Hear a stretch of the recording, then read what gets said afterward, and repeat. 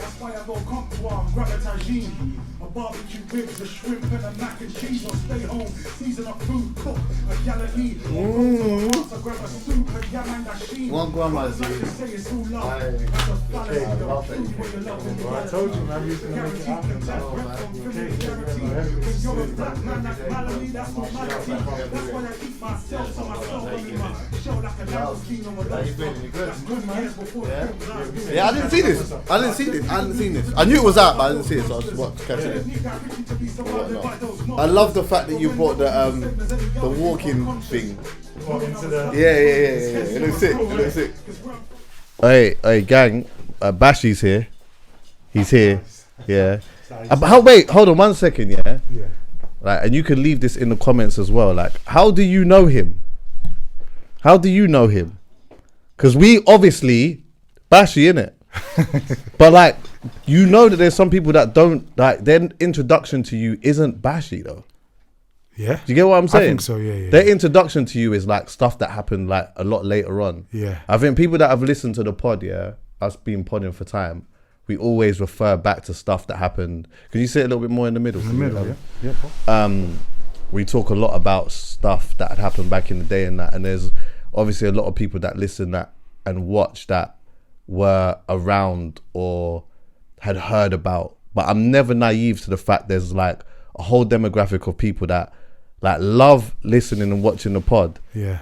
And they're so intrigued about what was going on before. They're mind blown about like some of the, like who was doing what before. Yeah. Do you get what I'm saying? Yeah. Like even with Kano, for example, like there's a demographic of people that don't know Kano as how we know Kano. Right. They know him as Sully. Right. Or they know him as like someone that does some other stuff. Do you get what I'm saying? Yeah. Which is interesting, but I almost feel like you don't feel that.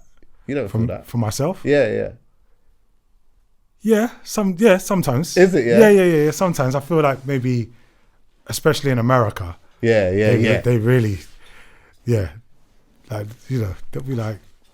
Would they ever ask you about your Instagram name? So obviously, So that's like, why do you call yourself Bashy? Like, yeah, sometimes that can happen. Or say if I'm doing like a series or something out there, yeah, right. Then I think it's just natural for people to.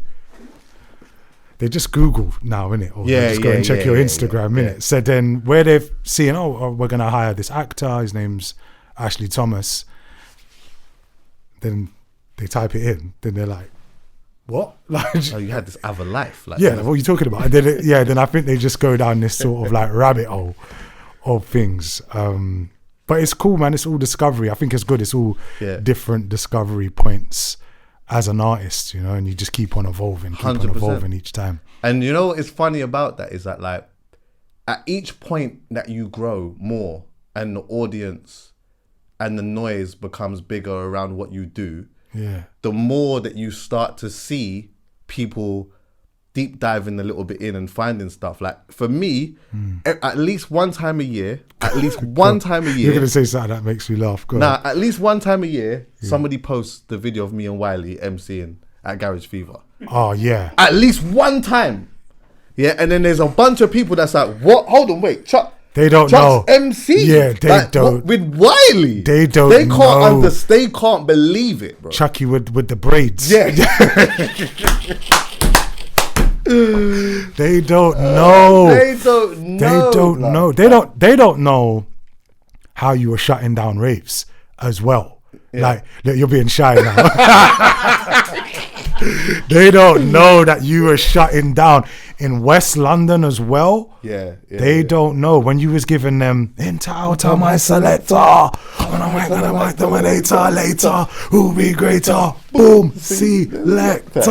They don't know. Yeah, bro. Like, so big you up. This even me and you just being here today, just like a nice moment for West London and Northwest London, just to see us here chatting, just knowing the history of each other. Yeah. You know, just growing up around each other as well, bro. There's a lot to get into, Yeah. Also, keeping in mind that I still want to film the checkup. Yeah. Okay, cool. So there are certain things that in regards to reference points lyrically that I'm going to try to hold. Okay. that are in my mind that I want to like more deep dive on that side when we start playing the music back and whatnot. Yeah. And I definitely, because as I was saying before, this thing here, this one sounds backwards. This thing for the drip could be covered in gallons, but the $5 coat don't keep you fed. I have listened to this rhythm like countless times. But again, I'm gonna get into that a little bit later. Yeah. Okay. Cool. Yeah. Do you know where I want to start? I want to start Carnival. Because this Carnival's just gone. Yeah. Carnival's just gone, yeah. Yeah. For us as well, like the Notting Hill Carnival has always been a big, because we live close to it. Do you get what I'm saying? Yeah. And you was there. You was at the, is that the first time you've been in a little while now? Yeah, maybe like 15 years, maybe. Serious? Something like that. Yeah. Great. So like what was that? Like, what was that like? With my chest as well. There's been like moments when I'm on the periphery, you know, like I'm on the edge. I go check a brethren when it's, you know, because there's vibes in the air, like when Carnival's on. What was you gonna say? What's it like? Yeah, what was it? What was your experience like this time for you? Incredible.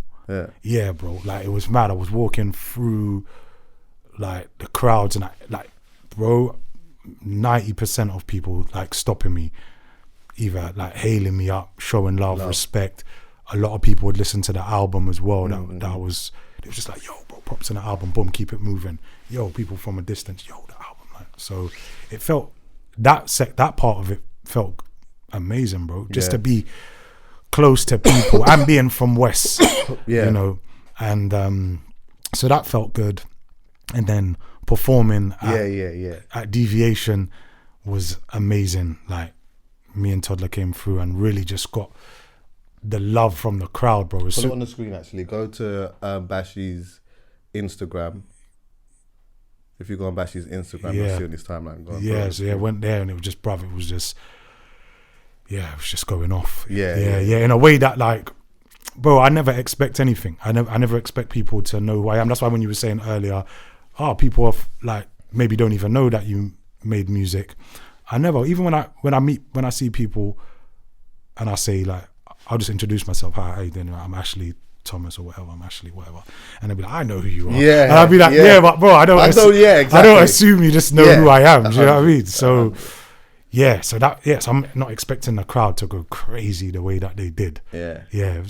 See, so that's one. That was Rampage. So that was on the Audio Gang. We're just looking at Bashy's Instagram. He was at Rampage. That was Monday, and then Rampage is one of them, like, there's certain sound systems within Notting Hill Carnival that are so solidified, isn't it? Forever. Rampage is one of them. It's like, it's changed a lot. It's But very, very rap. It's crazy over there now. Yeah, and different. Like, I remember Rampage used to be like, Yeah. now it feels a bit more like, Yeah, it feels a little bit more safer in a sense. Like, it could have been mad at one point. Yeah. Rampage was like that. Look at this. This was going crazy. That was Deviation, This was Deviation, yeah. Which is, I think, I never went by there this time. A different, more like a music. I feel like people are really music lovers there. Yeah. Whereas I think maybe other sounds might be more vibes lovers. Or, it's just different textures. But that was good. I really wanted to get to Volcano sound. Yeah, they moved because they used to be by All Saints Road, which is not far from where Rampage is, but they're on the other side now. Then they're up near more Kensal Road, but you got to go down some other back roads and that. Yeah, and that to me that feels like more like North West 100% vibes. You get me? And, 100%. And me being from the ends, I just wanted to go there, but like I just finished Rampage and then trying to make it over. But maybe one year I'll get over there. Yeah. Dizzy got over there last year, actually. Is it? Dizzy got over there last year. Yeah, like must have shut it Volcano down. sound now kind of has an element of like what Rampage had in that sense of that grit. Exactly. But it's still cool though. You get what I'm saying? It's like, it's love over there, but it's northwest. Northwest, just So that's what I wanted to get over there so badly. Like maybe 25, Carnival 25. If I'm here, then I'll go over there, because they showed love, man. It was like, look, if you want to come through and jump up, then go and do just your make it. At the end, bruv, the end shows me love, like the people, the culture from just in London in general, anyway, but just like North West and West London for sure. I think people have seen, when people have seen the hours you've put in. Yeah, it's not even hours at this point. It's like it's decades. Yeah. So I think people are just like, love, bro. That type of love is like, that love is so pure as well, though. Like, it's nice to go to different places in the world, be recognized for what you're doing. That, yeah. You know what I mean? But like, to come from a certain community, and a certain environment, leave, but come back and people understand, respect it, and hold you to a certain regard, feels like that's probably the thing. When you look sometimes for the life energy bar to be raised a little bit, like you might be feeling a little bit drained, and there's just certain things that can just like charge your batteries back up. That's one of the ones that can supercharge it up. All you need to do is just go back to the ends, certain elements of it, see certain people and whatnot, and all of a sudden it's like an element of that just raises the it just does something. Do you get what I'm saying? Yeah, the it's the familiarity as well. So it's like people that knew you before you'd gone on your journey as well. Yeah.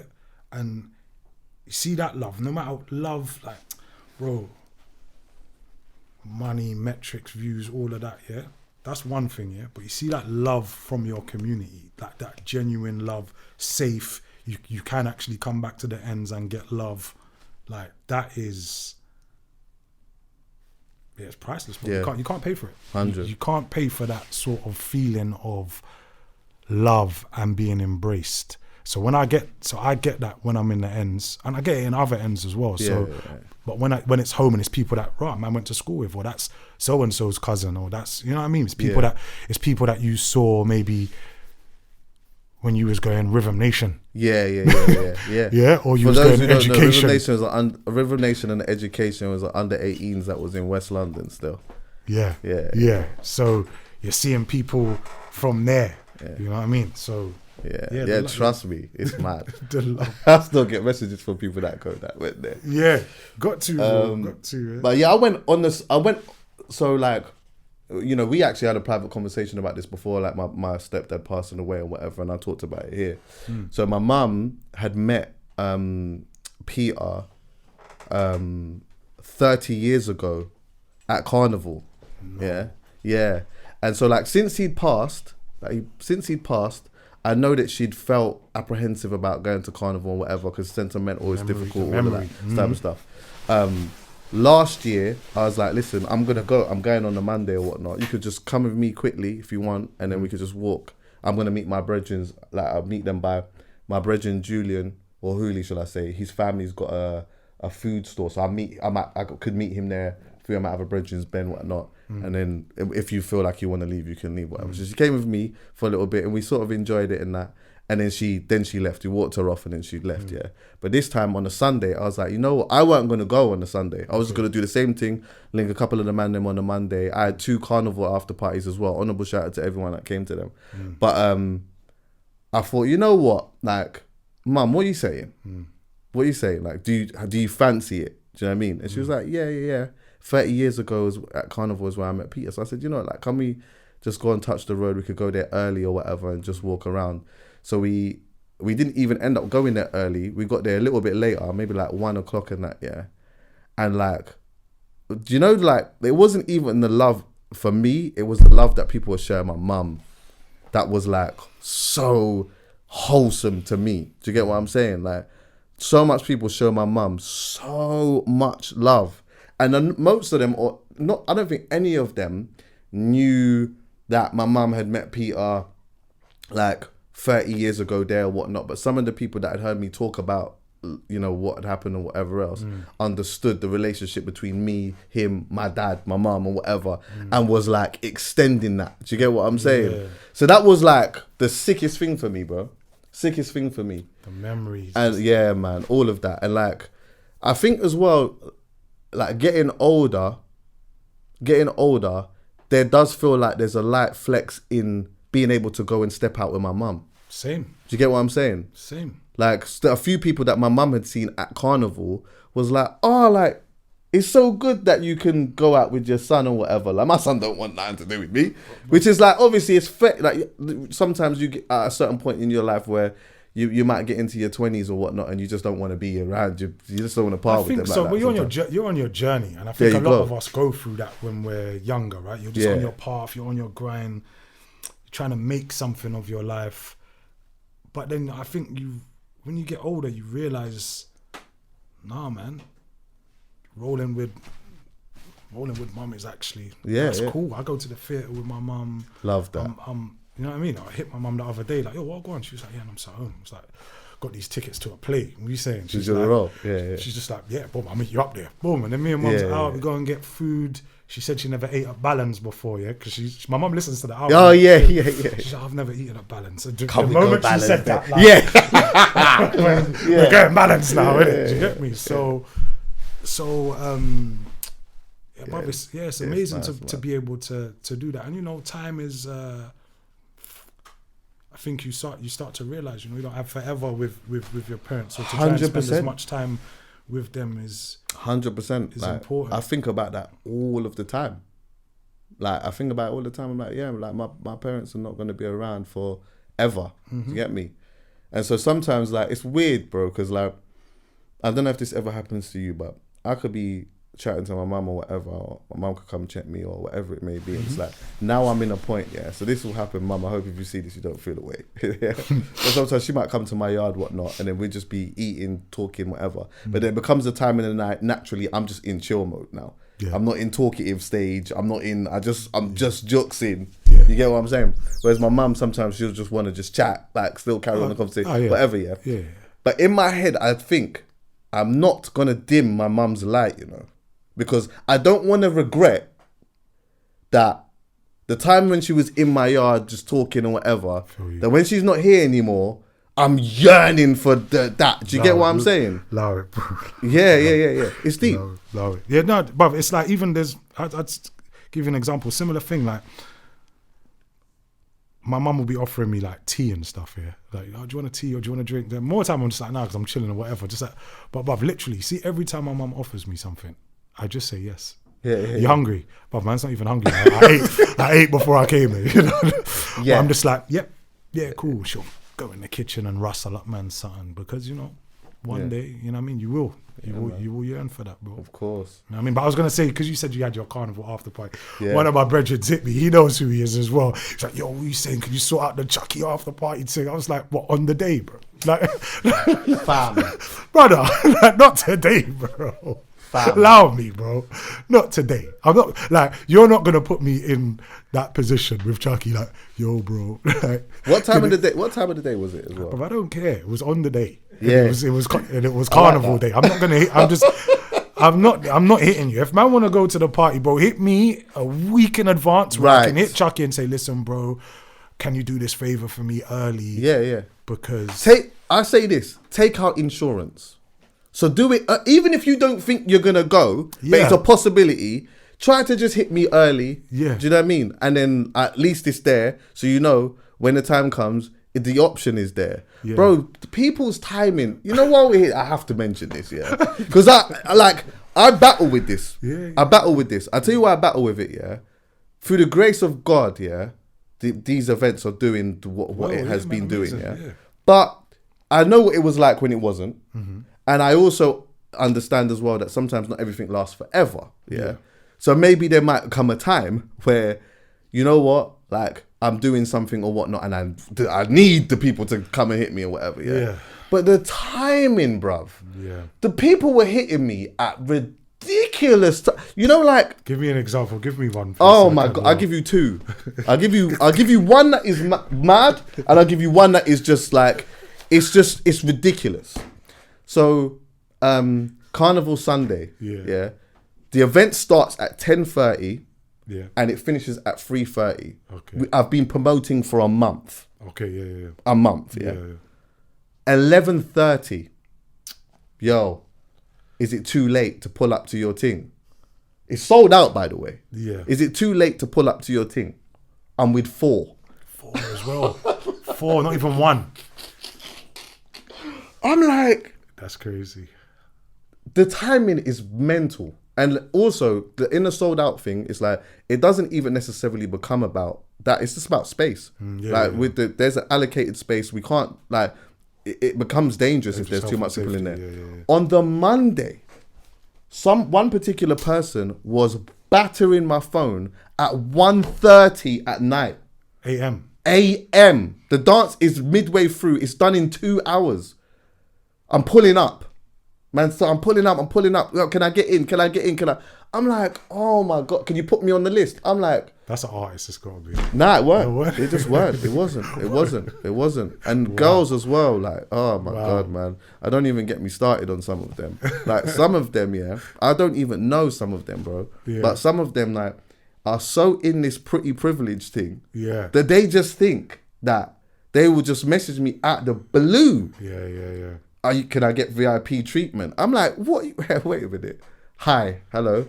My name's Chuckie. Your name is... You get what I'm saying? I'm running a business, you know. This is a business. You're basically messaging me saying, can you give me £30? That's basically what you're doing. You're basically saying... I'm asking you. That's basically what you're doing. But by you saying, oh, can you just give me VIP treatment? You're essentially just saying, hi, could you just give me 35 quid, please? Or if you're a restaurateur, can I come and... Can you just give me a meal? Yeah. I've been working on this. Exactly. Yeah. But bro, just before I move off Carnival, I've just got to mention this quickly as well, because last year I said you haven't been Carnival for a long time, So there was like a lot of conversation about what was happening on the strip. Did you ever see any of that? On the strip. So like, I made the point here that I felt like it was culturally, musically messy. So you know, like on Labatt Grove Road, traditionally it's the mass bands, right? And then you have the sound systems on the side. So the sound on Labatt Grove Road that goes all the way around, goes around Kensal Road and that. Isn't you have all the floats. Yeah. Okay, yeah. So like you have the floats, and then when I say mass bands, you know, people that in costumes doing their thing, whatever. Yeah, cool. And it's soca, and they would play like a little bit of other styles of music, but as they're moving through certain times, but predominantly soca, and then the sound systems is what would play everything else. Yep. So last year in particular, I was like watching a lot of the floats that were going past, and I wasn't seeing a lot of soca. I was just seeing like rap, Afro beats, dance or whatever. And I'm not a big soca fan. I hadn't been a big soca fan at one point. I am now, but I was like making the point that I felt like it was a bit culturally, musically messy. Like that's their thing, and like it's weird that there's just so much stuff going on, all this stuff being integrated, and I felt like we need to help them preserve elements of their culture and their tradition, because if we don't do that and it changes into a next thing, it will be easier for them to move Carnival into Hyde Park, because they could easily turn around and say, well, this isn't what it used to be anyway, like, so we might as well just move it into the park. So a little while, I think they made a ban so that there was like all the floats had to play at least 80% or 90% soca, and they could play other things, but that was what their main thing was. We had a big argument in here about it, didn't we? Is it? You had a big argument in here about it.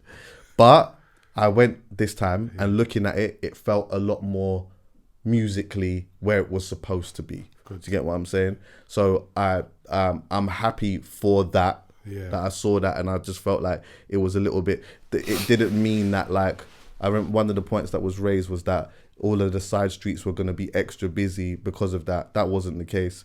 It was pretty much fine. I think that the only thing that they're going to have to deal with now is the PR around mass bands and costumes and like how they maneuver around that, because it seems like maybe the young youths, them, are not really understanding and respecting elements of it, and there's just bare kind of mad shit happening around the trucks and shit. Do you get what I'm saying?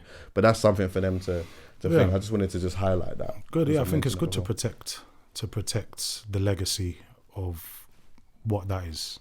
100%. It's important. And also, like, you know, I think it's good that the sound systems can offer something, you know, with different music and a bit more, have a different flavour. But I think it's important to protect the legacy and people to remember. I put it up on Instagram, just remembering how Carnival came about in the 100%. First place, and the founders, and what they were fighting against, for all of us to actually even be out here on the street celebrating together, they had to fight for that. That wasn't just like a given. Yeah. And someone had lost their life early on that sparked off the sort of protests around that time, and then what kicked off the carnival. So just to be mindful that we're all mindful of that, and that you, me, and other people in this position just like protect that and remind people. 100%. Otherwise it will get lost, innit?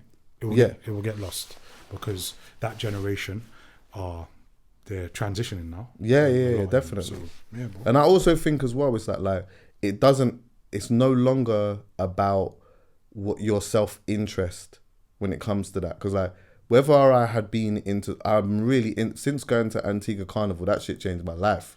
Yeah. It changed my life, bro. I love it to bits. Yeah, Antigua. I know Antigua's going off. Oh my God. Yeah, I know Antigua's going off. I love it. I love it so much now. But taking that away is like, maybe one day, being a Jamaican, there might be something within our culture that needs an element of protection. Yeah. And we might need strength in numbers in people to turn around and say, no, hold on a minute. That's their thing. Yeah. Like, allow them to preserve that. Yeah. Because that's their thing. Yeah. And it's supposed to stay the way that it's supposed to stay. Yeah, it's going to evolve in certain aspects, but let's just look after that. And as neighbours, we should be looking out for each other in that sense, regardless of whether you like the music or not, or whether it's within your interest. Or do you understand what I'm saying? Yeah, just as a community, like what's right is right, and you don't specifically need to be from that specific island or country, but you should have it within you to be able to respect people's thing, bro. Being poor is expensive, bro. You're back outside. Being back outside. It's been a long time as well. Like, it's been a long time. Why? Okay. What had made you go down this route? I remember, we had dinner like a couple years ago. Yeah. In Ealing. We was talking, we had a powerful conversation. It was good. That was good. And then you was like, you know what? I'm working on something and I want to. Because it was, do you know what? Yeah, I had it like there. And the meeting was, and me and you linking up was just like, oh no, like, let's catch up. And then it was nothing to do with music. It was a life thing. Yeah, just let's catch up on life. Yeah. You've been experiencing some stuff, and just me too. And then like, even this conversation now, it's been like a long time in the making, right? Yeah, it's just like, yo, come on the pod. And that's why I got do you know what? My friend Shanika, she's always like, they meant like every time I got mentioned on the podcast, like she'll send it to me. She's like, you gotta go and meet Chuckie and Casa as well. Casa's like, bro, when you drop, like, you have to sit down with Chuckie. I'm like, I know, for West London, like North, man has to do it. So it's been a long time, but I just wanted to link you and chat to you that day. And then I was like, as we was leaving, I was like, bro, because I'm nervous, bro. Nervous. It's like, and you are music connoisseur, like, and you're not gonna bullshit. So it's just like, come and go sit in the car. He's like, come and go. He's like, I've been working on something. Let's go and sit in the car and play it and whatever. And I was like, all right, cool, let's go and do it. I did not know what to expect at all. Because you hadn't done music really for a long time.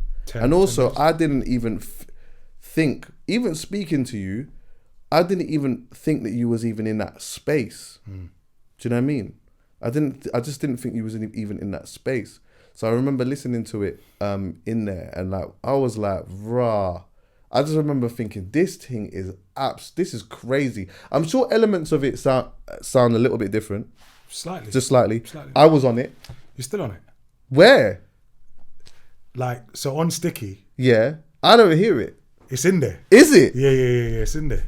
Wait, let me hear it. Wait a minute. Because I was like, going through it, I'm like, I don't hear it anymore. I was like, oh, he took me off it. I was like, he took me off it. Do you want to know why? I'll tell you in a second as well. On, I took it for a certain part, but I'll tell you why in a minute. See, now we're going into the checkup mode now, but it's calm. Because it was right at the end. No, it was right at the beginning. It was here. It was there before. It was here. And it was like, and chat the ladies down. Was you saying that from... So in it, when the beat cuts and it goes, oi, listen. There's bits of the beat that goes, oi, listen. That's you. Oh, swear. Yeah. Oh, okay, so I'm still in it.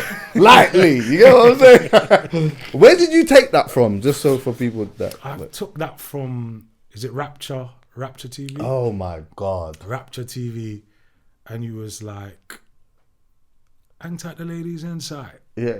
Hey, listen.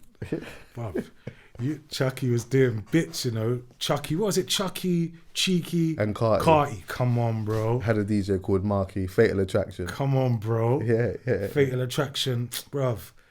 You'd be on set, it'll be you, Danger K. Yeah.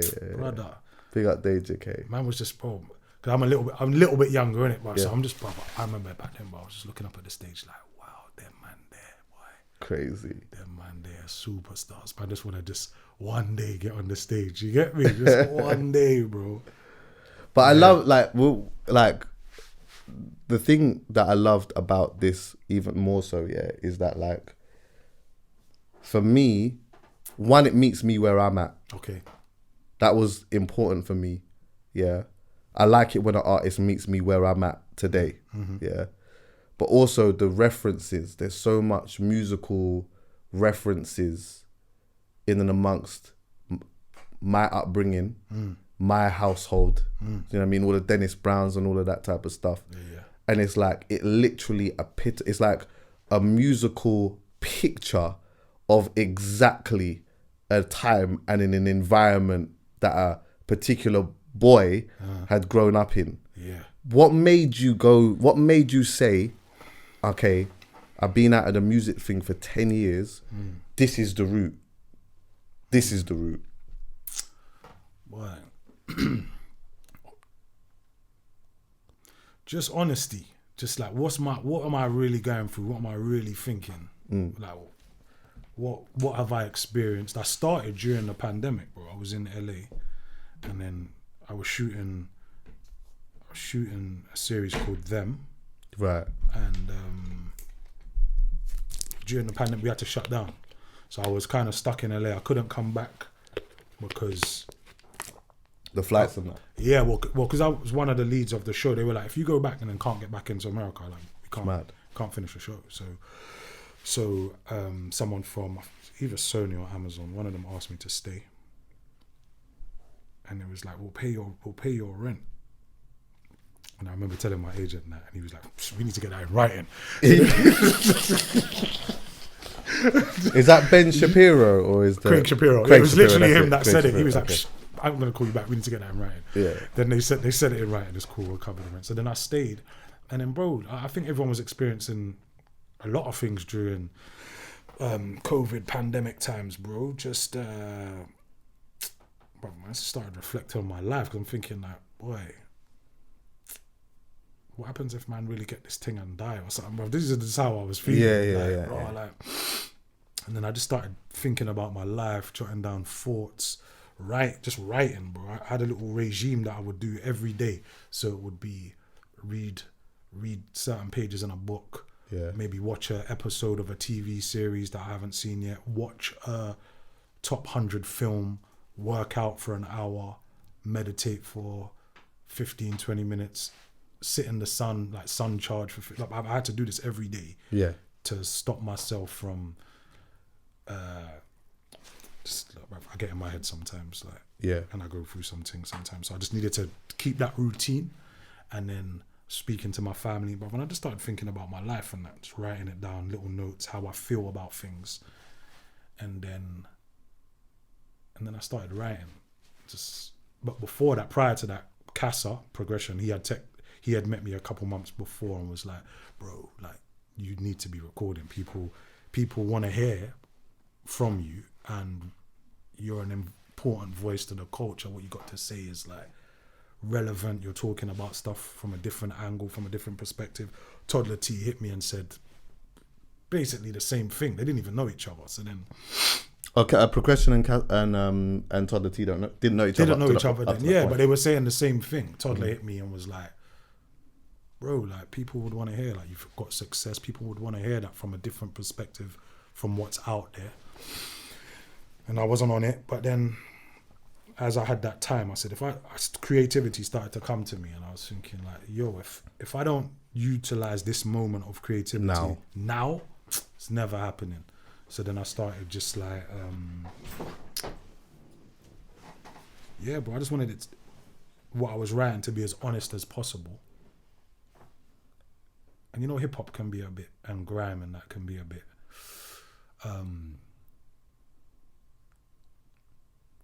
braggadocious. Yeah, for sure. Yeah? And there can be exaggeration, and you know, people have creative license to make things. I didn't want to do any of that. I just wanted to, what's the truth?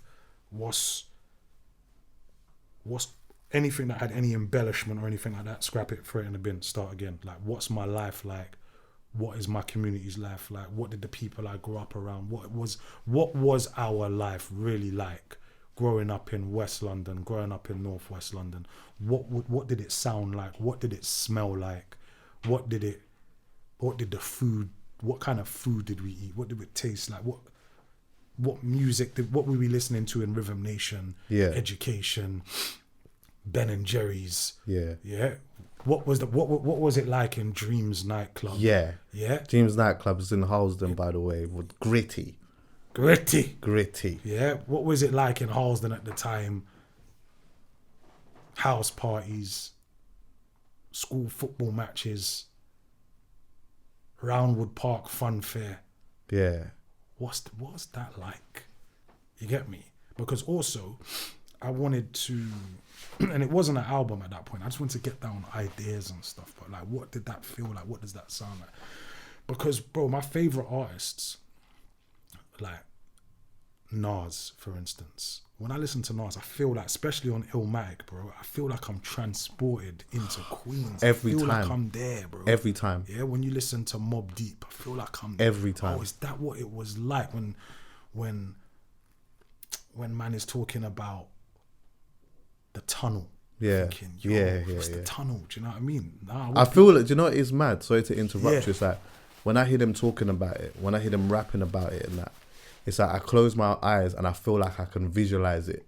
The setting. Do you get what I'm saying? The setting, bro. Yeah. Like, when Prodigy's talking about the tunnel, like, what's the tunnel like? You know what I'm saying? So, when Jay-Z on Reasonable Doubt, I'm thinking like, raw, that's New York, you get me? Or that's what it's like. He's talking about Brooklyn. Or later on, when I'm hearing Kendrick Lamar and I'm hearing Good Kid, Mad City, I'm like, raw, that's Compton, you know what I'm saying? I feel like I'm transported there. All the skits, the soundscape. So,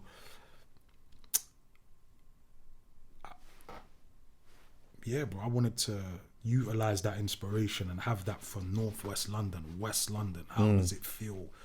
How did we grow up? And then with that specificity, I feel like that's why other areas are even relating to it. They're like, oh, that's what it's like down there. Oh, that's similar around here. And then that is the in. I think when you're super specific, that's when things become actually more universal. You know, we're not from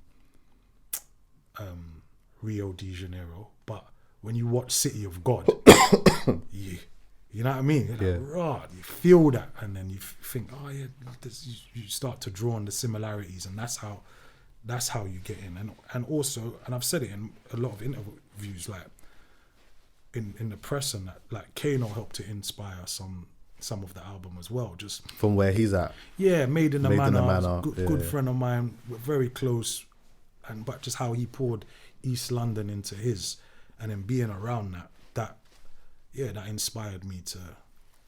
Yeah, man, Northwest, what's our story, man? Yeah.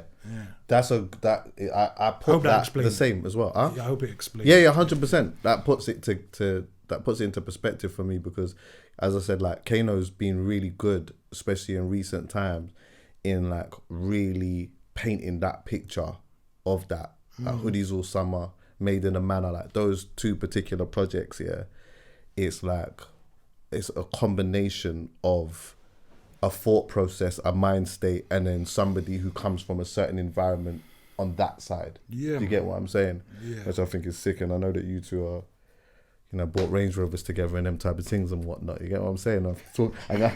I am going to talk about that just very quickly because I like it. I think it's inspiration. Yeah. Anyway, but with all of what you're saying, essentially, is the conclusion of being poor is expensive. Essentially. Yeah. Everything. Bro, I see a mad tweet the other day. I want to get it from my phone actually. Just get. Yeah.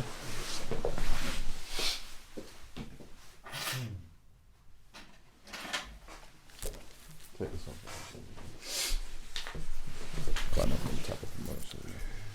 It was. Let me see if I can find it. I said, someone was saying like being poor now just leads to being poor later. Yeah. Poorer later. Can't pay to clean your teeth. Next year, pay for a root canal. Right. Can't pay for a solid mattress. Next year, pay for back surgery. 100. Can't pay to get the lump checked out. Next year, pay for stage 3 cancer. Poverty charges interest. So I think that's what being poor is expensive on the album is partly about. Is just about, like what I just read there. You get me? Just the ultimate cost of it is just your life. And we are experiencing it on like a lot of us. And then even after, like even if you do manage to find your way on the journey and then you manage to get some money working or just whatever you're doing, then like you're making mistakes along the way. Like you're doing this wrong, you're not paying your taxes, you're not doing this, you're not doing that, you're not doing that. So you're constantly at and that becomes expensive as well. That's expensive as well. So it's on like loads of different levels. Yeah. You know what I mean? But growing up is you'd like I'm sure you'd agree as well that like elements of that, it's not just a financial thing, it's a mental thing, isn't it? Yeah. Being mentally poor can be expensive if you're not thinking. If you can be, for example, financially in a good space, to be able to survive in this climate. But if you're mentally poor, that's going to cost you. It's going to cost you a lot of money. Cost you a lot of money. Could get you. Could maybe put you back. Yeah. And then growing up could mash up your health. Mad things, or just even like then there's just because you made it out, that doesn't mean that you got family, you got friends, you got people that need help as well. And then so a lot of us, me certainly, like you feel like you have to help, you should be helping. Like I can't be that guy that's whatever, driving whatever, living whatever, wearing whatever, but then my mum's in a messed up, fucked up situation. It's mad. But that's mad to me. Like, that's mad. Like, still got that, I don't know, whatever. Just without making just mad jokes, you know what I mean? Because it's serious. But yeah, just like, bro, like, fuck that watch. Sort your mum out. Like, first. Yeah, like, fuck those clothes, man. They don't even mean anything anyway. Do you get me? Like, get your mum's teeth in order. Do you get what I'm saying? Or just whatever, man. Just help the people around you before, at least your immediates. Listen, brother, you can't help everyone. That's the realest thing. You can't, But your immediate people around you, bro, you can't be having certain things. Or, that's just not how I move anyway on people around me. Do you know what I think? Although, there like are a section of like youngers who have like managed to find themselves in like really fortunate situations. They've managed to change their life in some aspects. Like naturally, when you are young and you're making some money, you think that you know everything and you know it all or whatever, and you have to live your own life to understand certain things. But I do think that there are like a crop of youngers that for the first time, when we were younger, for example, there was definitely nobody that was older than us really that we could look to that had financially got themselves in a situation or got themselves in a situation like in a good place with where they with like I don't know like acting, football, Yeah, it was hard. whatever it was very very different. And if it was, they was in America or they was somewhere far away. Yeah, but I think that there's a crop of youngers that would really benefit from hearing from like some of the elders who have actually done stuff and put themselves in a steady situation that can help them do that. Because enough times like when I see, and I never want to be like I never want to be patronizing, and I never want to be like the one who's like on some preachy thing or whatever. Enough times when I sit down and I talk to certain artists, like the younger youths or whatever, off camera, I'm always saying to them, yo, you see, because this thing doesn't always last forever, yeah? Have you bought this? Like, get yourself that. Yeah. Put, if you can, think about doing that. Put your money here. Do this, do that. Because what you want is, this thing that feels amazing this year, you want to be able to, in 5, 6, 7, 8 years, 9 years time, be able to be living steadily off of elements of what the foundations of what you'd made before. 100%. Otherwise, if you spend all of this, you ain't put money for taxes, you ain't done all of that type of stuff, it's going to be 8 years down the line, depression. Because you start looking at what you had, how you could have, and it's gone now. There isn't another opportunity to be able to do it again. I've done it as well, you know. Is it, yeah? Oh, you mentioned it on the project as well. Yeah, well, I didn't pay my taxes. Yeah. Talk on that, though. Yeah. Wait, where? I didn't know, innit? I don't know. I didn't really know, bro. I was just earning money here and there, and then just thinking... Was it early music money, early acting money? Like? Early music money. By the time I got to acting, I was 20. By the time I started to have some real success in acting, I was about 29. Right. So I think I was different. And I'd had a bit of scratch before, and then lost it, and then gone broke. Right. And then I said to myself, this can't happen again. Like if I ever get the opportunity to have some stability, then I'm just going to be moving as proper as I can. What actually happened? My taxes, everything was just fucked, bro. I'd earned a bit of money and then I hadn't put money aside, and I thought it was all my money. Right. And until January hit. Yeah, then the accountant was like, yeah, cool, so you got to put this as like, yeah, you owe this in tax, you got to pay tax. I was thinking, you owe this in tax? That's like my money. I thought that was mine. Brother, I had to pay the tax, bro.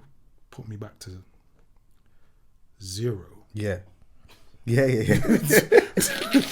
And also they let you know as well, depending on how your thing is, you got to pay again in July. Yeah. You might have to do that as payment well. on account. Yeah, exactly. Yeah.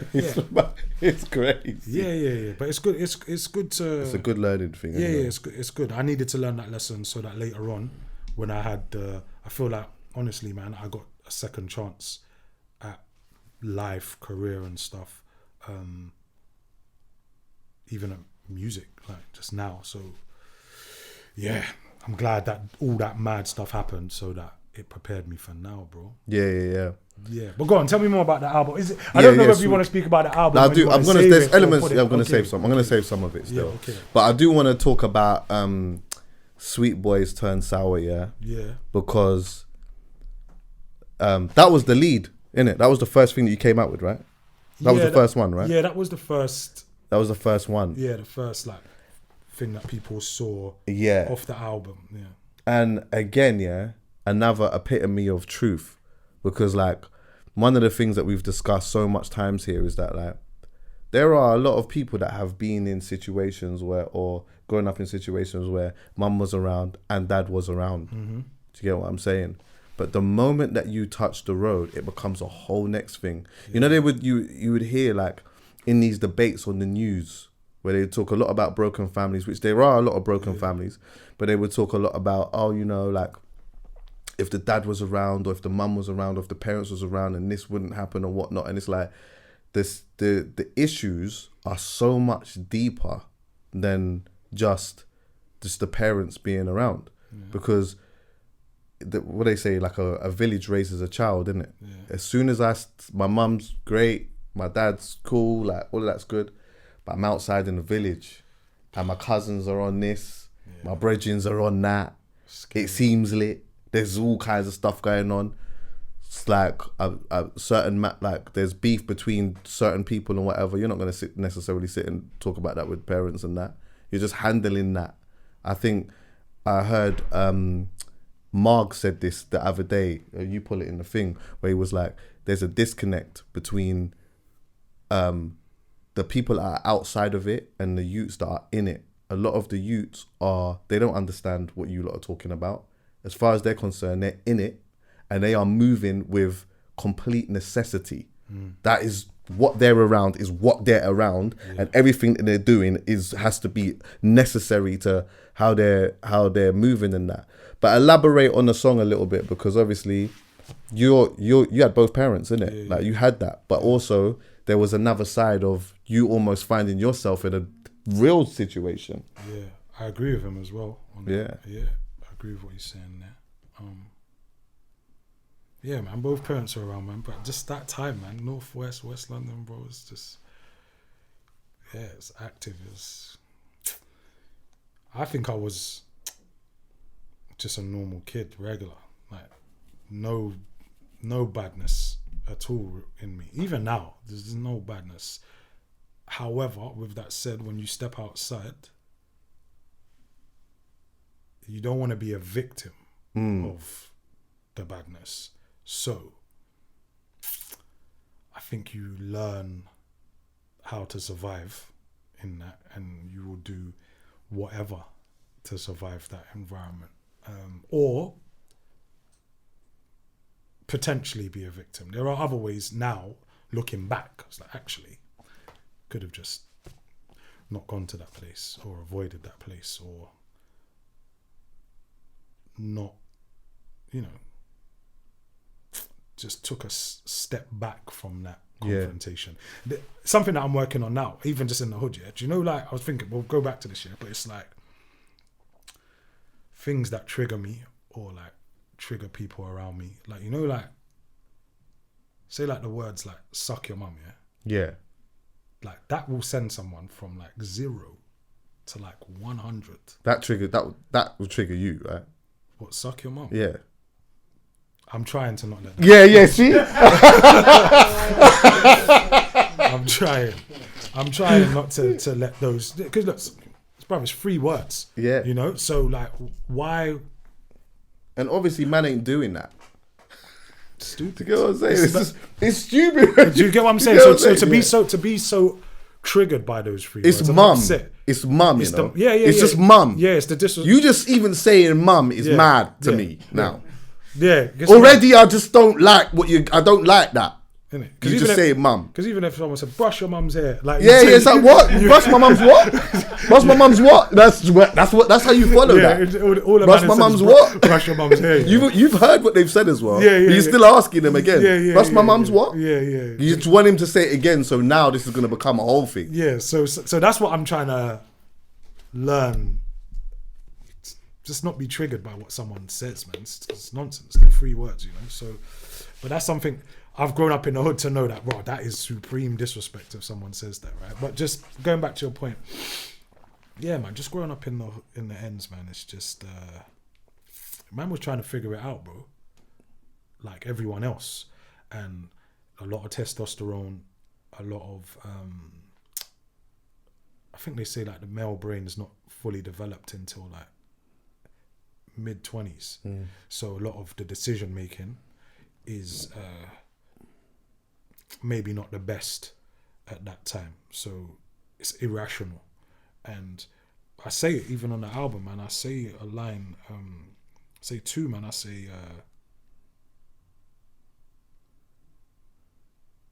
nonsense. Looking back to no end, it's nonsense. It was boys stopping boys from becoming grown men. Like that's all it is now. Because you see people that, like, even now I see people that man might have had some level of serious static with. Not me really, because I wasn't really like that, but people, and they're cool now.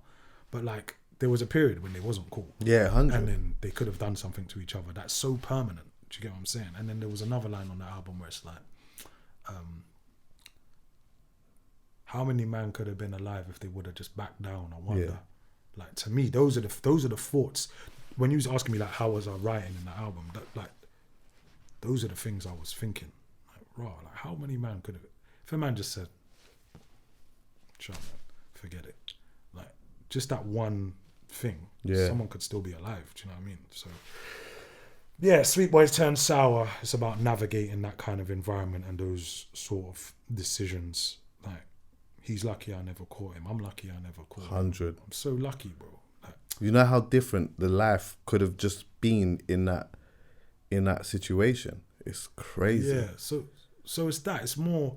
I don't want to say it's a cautionary tale because the album is really ultimately it's a story about triumph. Someone who's navigated that environment, evolved as a person, managed to chase their dream and achieve it, exceeded any expectations I had for myself, exceeded any expectations the statistics and society may have had for me growing up working class from a deprived neighbourhood.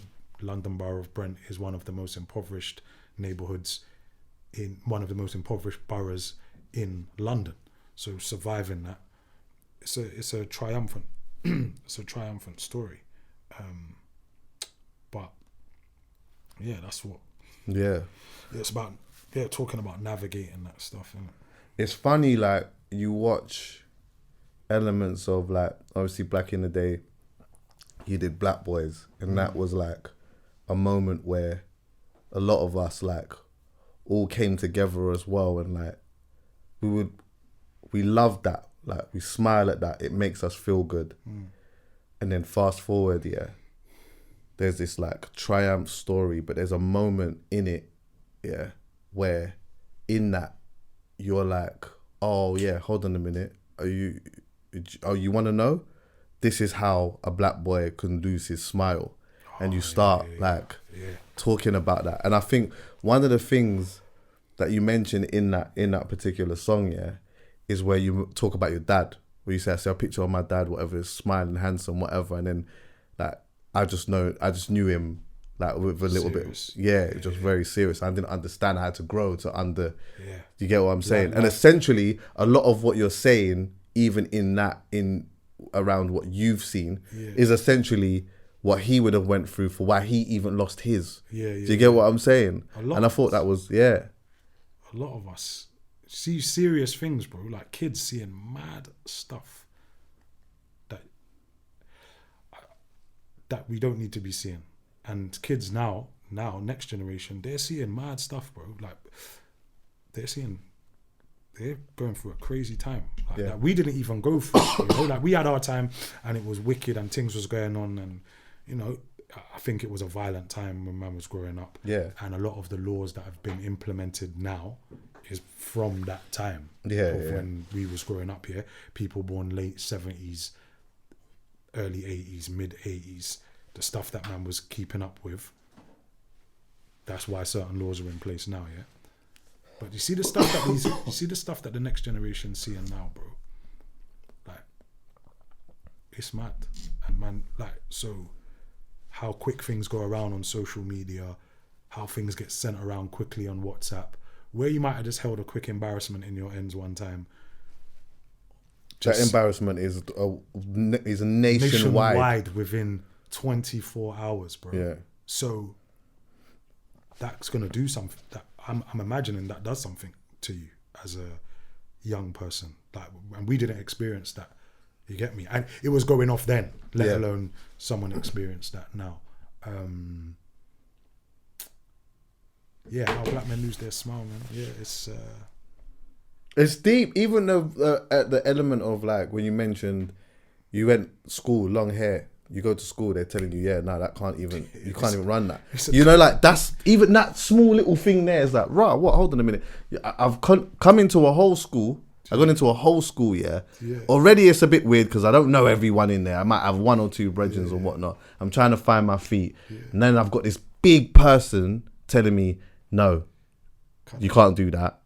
Like, that, okay, you take it off and then it's like, you don't even you're not old enough to realize that takes away an element of your confidence a little bit. It does. It takes away a bit of your confidence and it takes away a bit of your being and who you are. Yeah. You know, and just your expression. Your hair's like that for a reason. You like that hairstyle.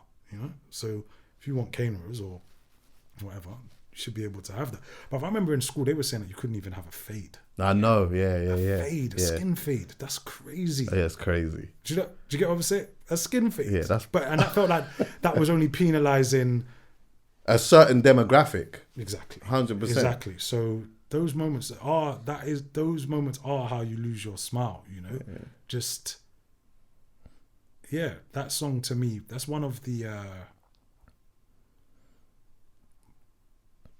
it was a difficult song to pull out of myself, because you know you got to go back and address the traumas that you've gone through in your life, you know. So seeing my dad smile and then seeing him lose it, knowing that's happened to me, knowing that's happened to other people around me.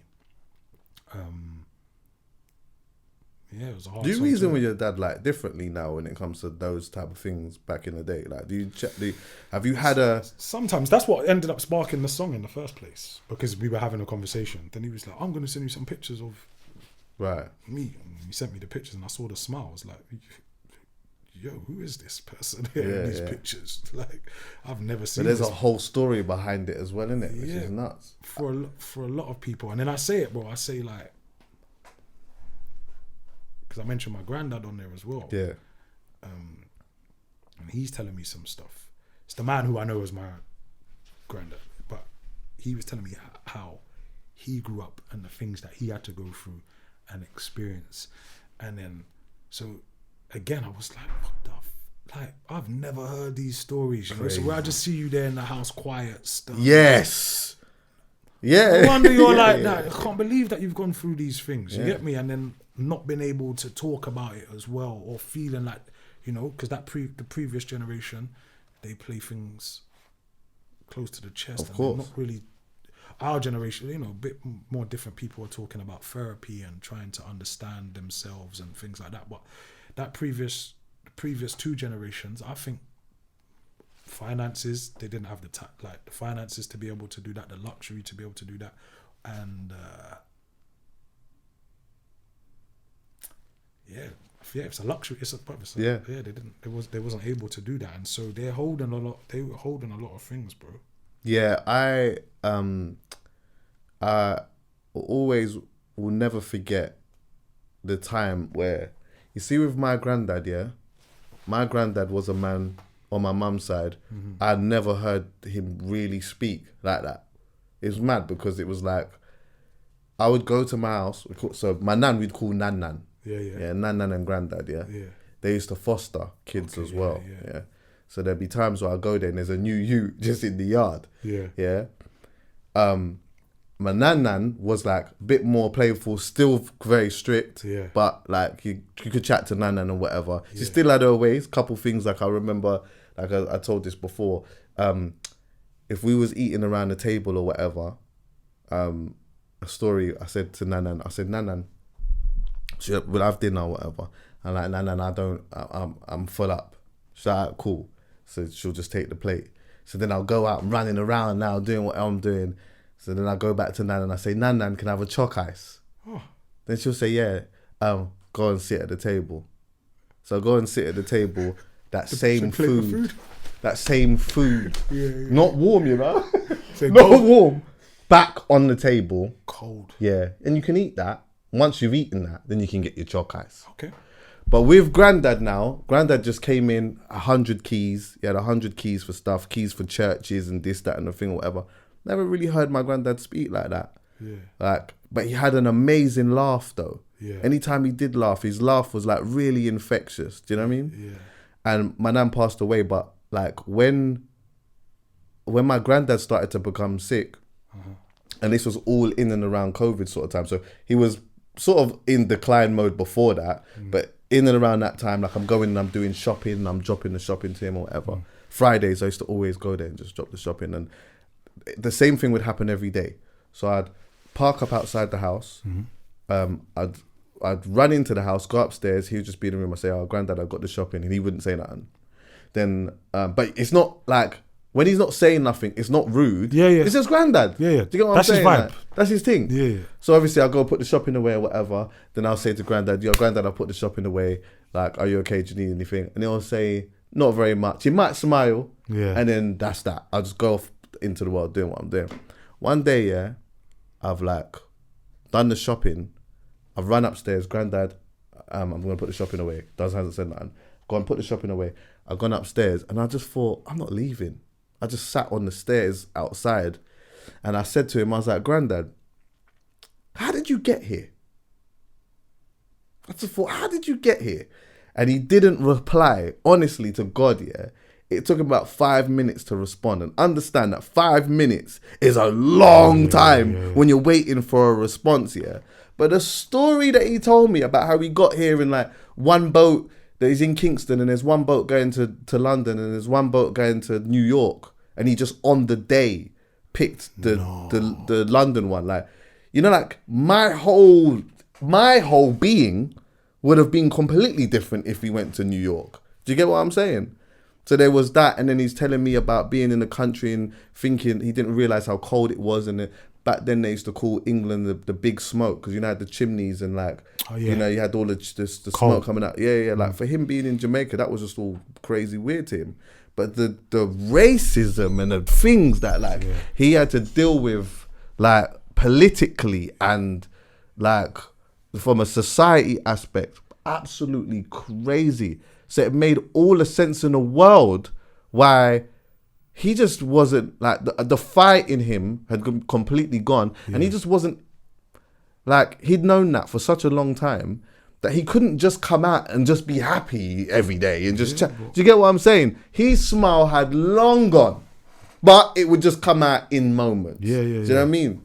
But I just think like any moment that you can get to like either speak to your parent or your granddad or whatever, you should find out their story, because you know what, they were younger than you. You know, you see them like your dad, for example. You see your dad as your dad, like older man or whatever. Yeah. He was younger than you at one point. He was 19. Yeah, or had me. Yeah. Young, so what was that like? Have you? That's a question. What is that like? Well, when you found out that mum was like, what was going through your head, like big and serious? What? Like, no, I'm just saying, like that's a conversation. Yeah. I've asked that. Yeah, it's mad. It's mad. Well, I would have said it anyway, but like, yeah, I've had a couple of conversations. Like me and my brother are 5 days apart, and we're the same age.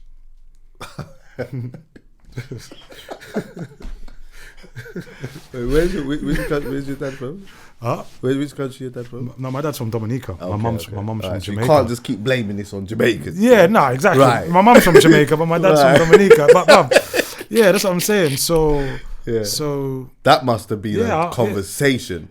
Yeah. So yeah, but I'm just trying to find out, man. And that's what that song is about. Is what I feel like you were asking me.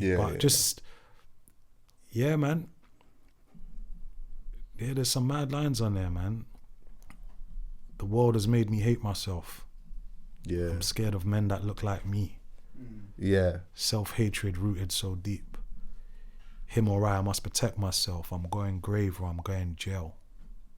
That's how black men lose their smile. That's how so many men, our generation, older generation, I feel like there was a bit more togetherness.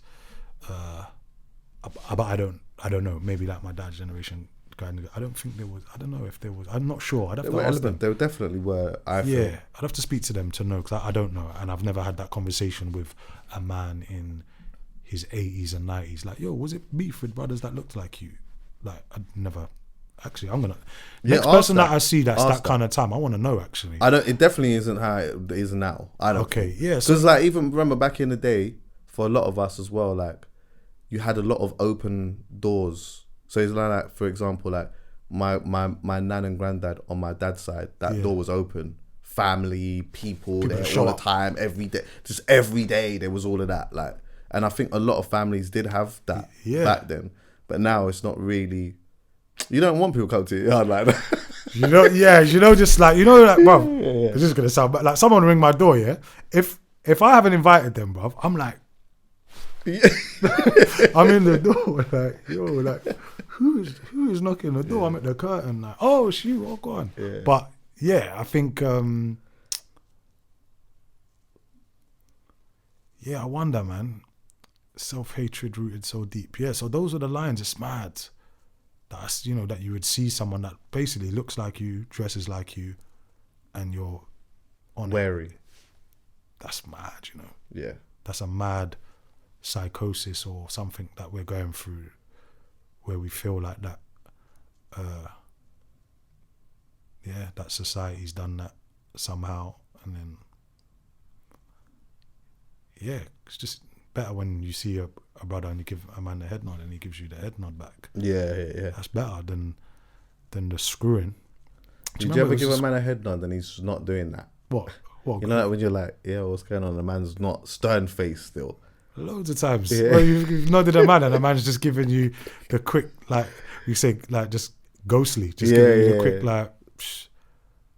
That's happened. That's happened loads of times That's happened loads of times. Because I'm a serial. If I see a brother or whatever, you get what I'm saying. Yeah, man. But enough times, there's been a few times where I've like give a man, and he's just stern faced, man.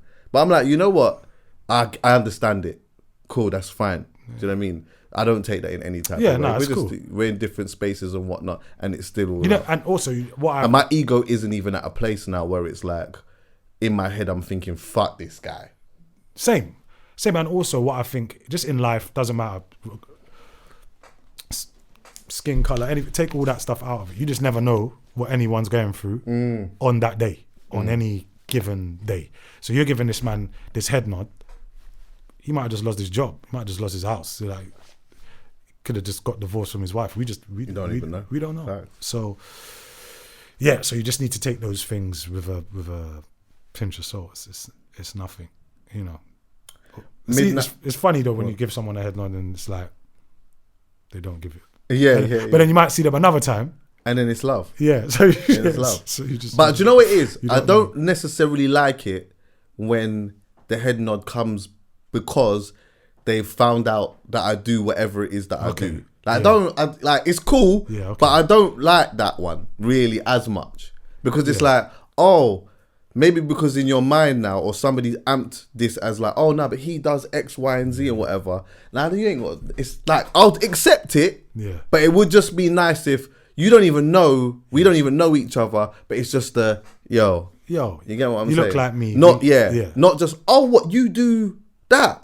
Yeah, I understand that. No, do you know what I mean? I get it, 100%. I want to just pick out as well quickly, because this is the epitome of why I feel like the project meets me where I'm at is on full repeat. Midnight Imbalance is just constant in my whip. Wicked. Like I really, really, really, really like that song, and I also really like your perspective and your mindset, and like where to me it shows that you are as a man and how you're thinking. I got life insurance. Man's got cover. Do you get what I'm saying? Like these are big things that we should be looking at certain points. Do you get what I'm saying? Yeah. But like talk a little bit on Midnight Imbalance. Midnight Imbalance. Those, bruv, as I was saying earlier, I feel as though you see the record, everything on there is truth and honesty and really diving into who I am as a person and my thoughts, beliefs, and my circle's thoughts and beliefs. So Midnight Imbalance is a real thing, sitting down in balance. Okay. Late night. It's one of the places to go and just having mad conversations about life experience, how to like better ourselves as a group, learning from friends who are maybe further along in their journey of just whatever it is, someone's bought a house and it's like, oh, how'd you buy a house, or just because what's the best thing to do? Oh, cool. So you put down a deposit, blah, blah, blah. Okay, cool. You need to put down money for stamp duty. Oh, okay, cool. Man didn't even really know about that properly, I'm not saying like, I didn't know anything, but there's things that you don't realize, like, oh, you need to put down, just like when you're buying a house, I don't know, you got to put down the lawyer fees. Yeah. And then I think it's called conveyance. And Yeah. So there's those additional fees that you might, if you never bought a house before, you don't even you're know thinking this. I've got my 20%. I got my 20% there, boom.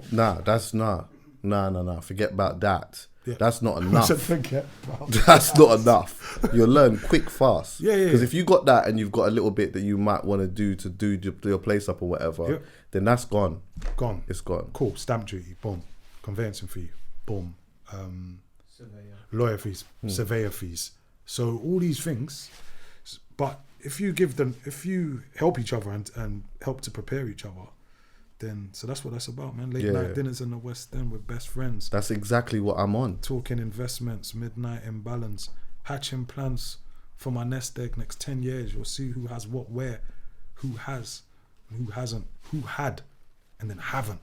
Right. Yeah. So that's what you was talking about earlier. What we was talking about, right? You could make money. I know people that's made some decent money, bro. And then a couple of things have happened, and then, without getting into it too much, but the money's ended up going. Yeah. And then now, your 30s, 40s, can't take those same risks, or you feel as though you can't take those same risks, and now it's difficult for you. And you want to get back to where you were. Now you might even take the big risk, and then boom, you end up getting yourself in trouble somehow. So yeah, man, life insurance, man. People need that. You don't wanna die and then you got kids or you got family that, you know what I mean, that you've been supporting, and then it's problems. Trust me. It's important. You could, and that's why it's not a preachy thing on that. It's not a preachy thing on the album, you know. I'm just telling my life, and how I'm living it, and hopefully people can draw something from that. Because I never tell people, even in life, even when I'm advising my brethren's family and that, I never tell people what they should do. I never do that. Yeah. I say what you could do is this. Yeah. You know what I mean? You should do this. People's turning off from that. No one wants to. Yeah, facts. That's true. So yeah, man's got life insurance, got cover. You think I knew about life insurance growing up, bro? If I knew about it, I would have got it at like early. Been paying 16. Yeah, let me pay $8.99 a month for that. You get me? So 16. Yeah, bro. So it's important that people that we give information and that. Information is important. Sharing codes and that is really important too. And like, I guess the difficult thing is not everyone has the benefit of being able to like build a friendship that has full transparency and purity in it. Because I think that like for a lot of us there is an ego that kind of limits us in being able to transcend into that next period. Do you get what I'm saying? So for example, it's like when you ask your brethren like how are you, bro? Like more time, a man's man, it's good or whatever. Or even man. You know man's favourite one. Well, good, good, man. But like, and then if they do say something, they just say a little like something, and that's just it. Yeah. But it's like, you know, sometimes you're not like someone's next to you and they're going through some real stuff, and you have no idea. Do you know what I mean? I think like the reason why I mention that is because a part of those late night conversations that I have with my friends are, as well as that, is like mental well-being. Do you get what I'm saying? Yep. Like having some real conversations about mental well-being, like how man are really, really doing, what we could feeling, like how we can help each other in that aspect, and just having that type of support. Because, you know, like with family, and I say this as no disrespect, but family is like, I was just given that. I was just given it. And luckily, I come from a flamboyant family, innit? What do you mean you was just given I was given it. So I was born into like... Into this particular family. Into this particular family. Yeah. Luckily, like my family, I come from a flamboyant family. Some of my cousins and people around me, I love them, But the people, like my friends that I've got around me as my close friends, I chose them. Chosen family. I chose them. And as we've got older, like we've we're almost meeting each other in the same spaces. There's a couple that have like in their journey are a bit further on or whatever, but it's like that support there is probably what holds me even more so than the other, because you know what I mean, we have a certain real level of transparency that really, really does help. Do you know what I mean? It really, really helps. Bruv, is one of the biggest killers, if not the biggest killer of men in general, from like late tweens or something to like early 40s, and you're seeing that. Yeah. So I say on Earthstrong, there's a song on the album called Earthstrong where I say cruelest weapon. It's mad, bro. Yeah. That man could have just had a maybe had a conversation that could have prevented that. Yeah. So yeah, mental well-being, bro, is a serious thing. It's a real thing, man. It's a real thing, bro. Yeah, and that's why younger brothers ask me, man, mad stuff like, and I tell them how to like get your credit rating up. Oh yeah. That's why I have an urban financer here. I've had an urban financer here better time. But that's the reason. This is the reason. He's the truth. Because I didn't know. Listen, when I was in my early 20s, I didn't know there was a game that was being played. I was just, what, a credit card? Yeah. What, overdraft? So you're telling me I could get a 250, and you're just giving me that? Yeah. In my head, that's free money. Yeah. That 250, I'm taking that, and I'll just cross that bridge when it comes. Yeah. I'm hating the moment when I took the 250 out now to go and do my thing. Yeah. I'm hating that when I'm going to put money back in the bank now. Yeah. They're swallowing that because I got to get it back to zero. So I don't even want to put it back in there now. I'm trying to find another place to put it because I don't want to. Do you understand what I'm saying? But I'm not realizing that this is all like affecting my thing. I said one day, affect your credit rating, innit? Bro. One day, big and serious, yeah. Literally, one day I woke up. I literally woke up one day and I said, I'm just not paying my phone bill. I'm just not doing it. Why? I don't know. I just woke up and I just said, I remember the bill came in, and I just said, I'm just not paying it. Okay. I'm just not paying it. That's funny. I'm just not paying it. And it cut off like 3 months or 4 months later. 4 months? That's good. They let me run through. They let me run. They let me run through, yeah.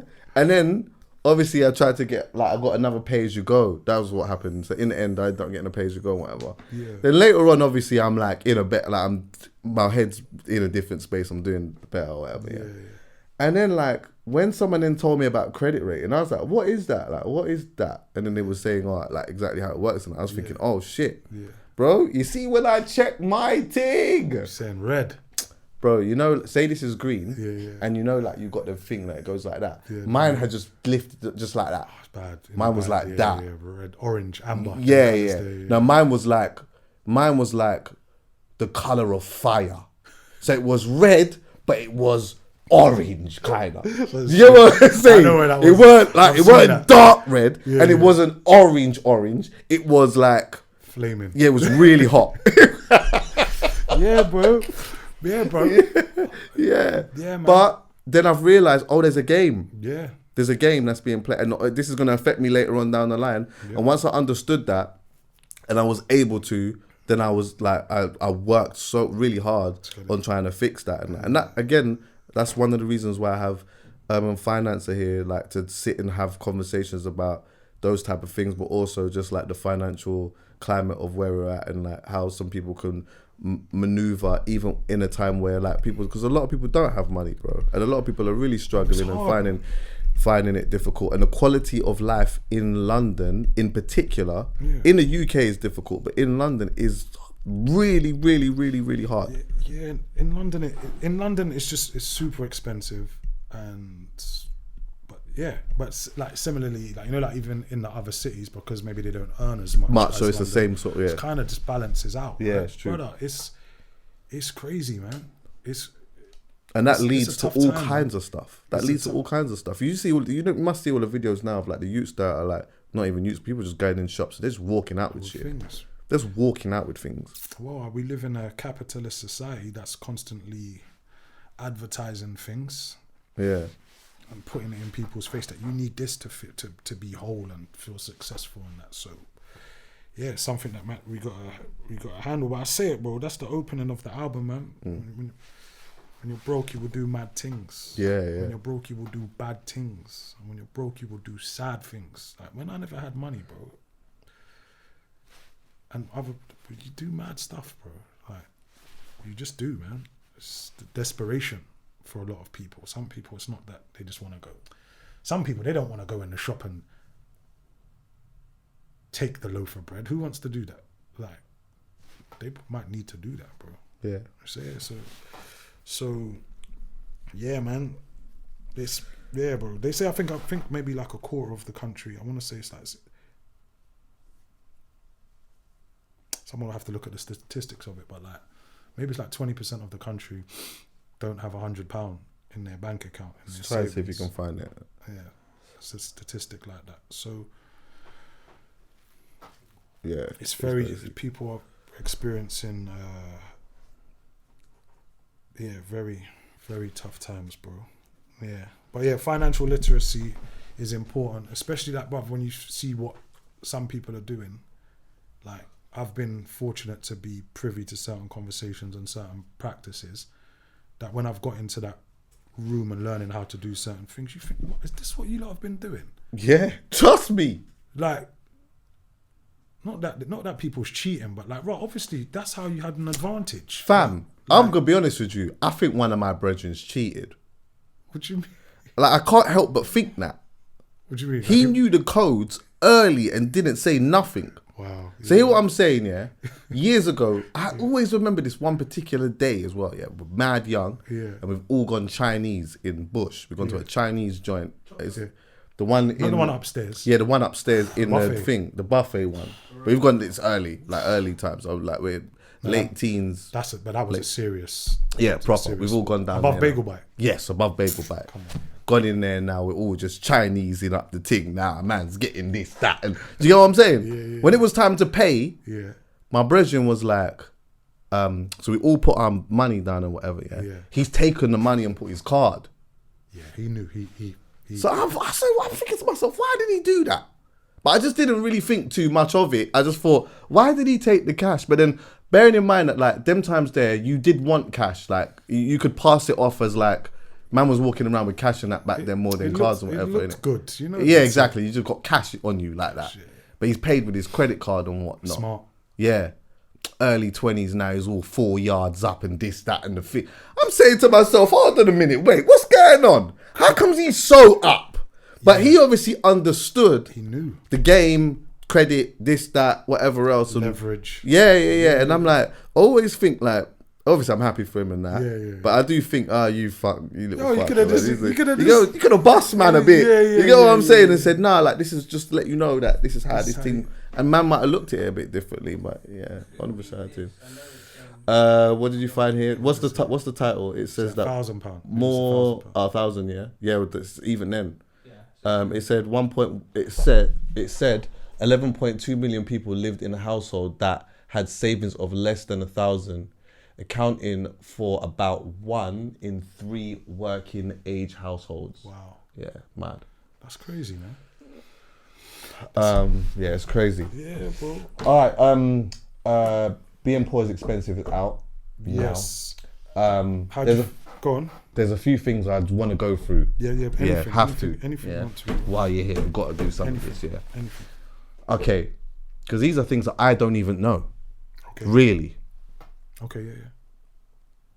When did you actually meet Wiley? I premise this by saying that, like, I remember Wiley was coming to West London and he was checking for Marcy Phonics and Hyperfen. Yeah. And I remember that being a thing at the time. Yeah. He was doing Tudor Rose. Yeah. Tudor Rose was a club in Southall or whatever. I remember he bought Dizzy there. We had a rave there one time. Who? Me, my cousin, my brethren, my cousin Simon, and Nathan. Oh yeah. We had a rave there called. With Livelink, because Livelink somewhere. Livelink was. I was in Livelink early on. As well. Livelink DJs. Yeah. Wagwan. We had a rave called Wagwan. Okay. We did a rave called Wagwan in there for under 21s. All right. Yeah. Sold out. This is what I mean. Sold out, yeah. Cash. Yes. We made a bunch of money. Yeah. We had cash. Like, we had all this cash, but like, we went didn't Probitos. We just didn't even... No, we didn't go Probitos. Probitos was a designer store. Man would have definitely gone Probitos though. If it was still open them times. I don't think it was still open. Okay. Probitos was crazy. Yeah, Probitos was crazy. Probitos was crazy. Yeah, that was like, you get all your like Moschino, Valentino, but Iceberg. with the iconic blue bag. Yes. Where you used to I never had none of that shit. Where you used to just carry the bag. But I bought minimal items from there. Yeah, I bought one Valentino's jeans. I bought one Valentino jeans that were red, and they were, well, obviously I was even shorter then, so they was mad long. It was just a mess. But I was coming out with one designer that's what I mean. in my life. Yeah, one. I think you get what I'm saying? I might have bought some Iceberg jeans there one time. They were tough. I think on my house keys, I still have the tag now. Okay. That came from Iceberg jeans. Crazy. They used to give these metal tabs with it on one of my keys. Yeah, we had all this cash, but no one to guide us and say, you know what you guys could do with this cash. Yeah. So it just, disappeared. But what was you going to say? When did Wiley. I meet Wiley? Yeah, when did you actually meet him? The first time I met Wiley. First time. I can't remember, to be honest. It would have been probably on a radio set in East London, I think. And maybe on Deja, is what I believe. And then, like, out of that, was he specifically coming, like, down to check you at certain points? Yeah. Wiley, I've heard him talking on, maybe it was here on other, maybe like another, somewhere, I'm not sure. Yeah. But like, people send me videos, oh, so-and-so said this about you, so-and-so said this about you. And, really 95% of things that people have been saying about me in general have been positive. Yeah, been consistent. So I think on that particular platform or whatever, he was just saying he always thought I was talented and had something special. But then I think he was saying that because I act as well, it kind of split my attention. He was saying something along those lines. So like, what do you think about that? What's your, like, thinking about it now, like being like where you're at now? Yeah. If you went back to that time, do you think that it was like that a little bit? Like, obviously, you're heavily involved, but also on the other side, you're working on something that is another creative thing. Yeah, bro. I think that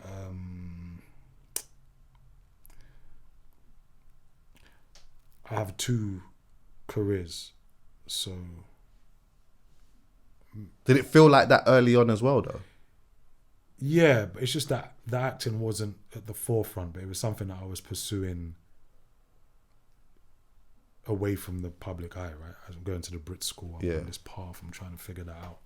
So it's almost though I have two solid careers that would be enough, like one of them would be enough for a person, for me, like, but I have two, that's enough for two people. So I'm doing two amounts of work.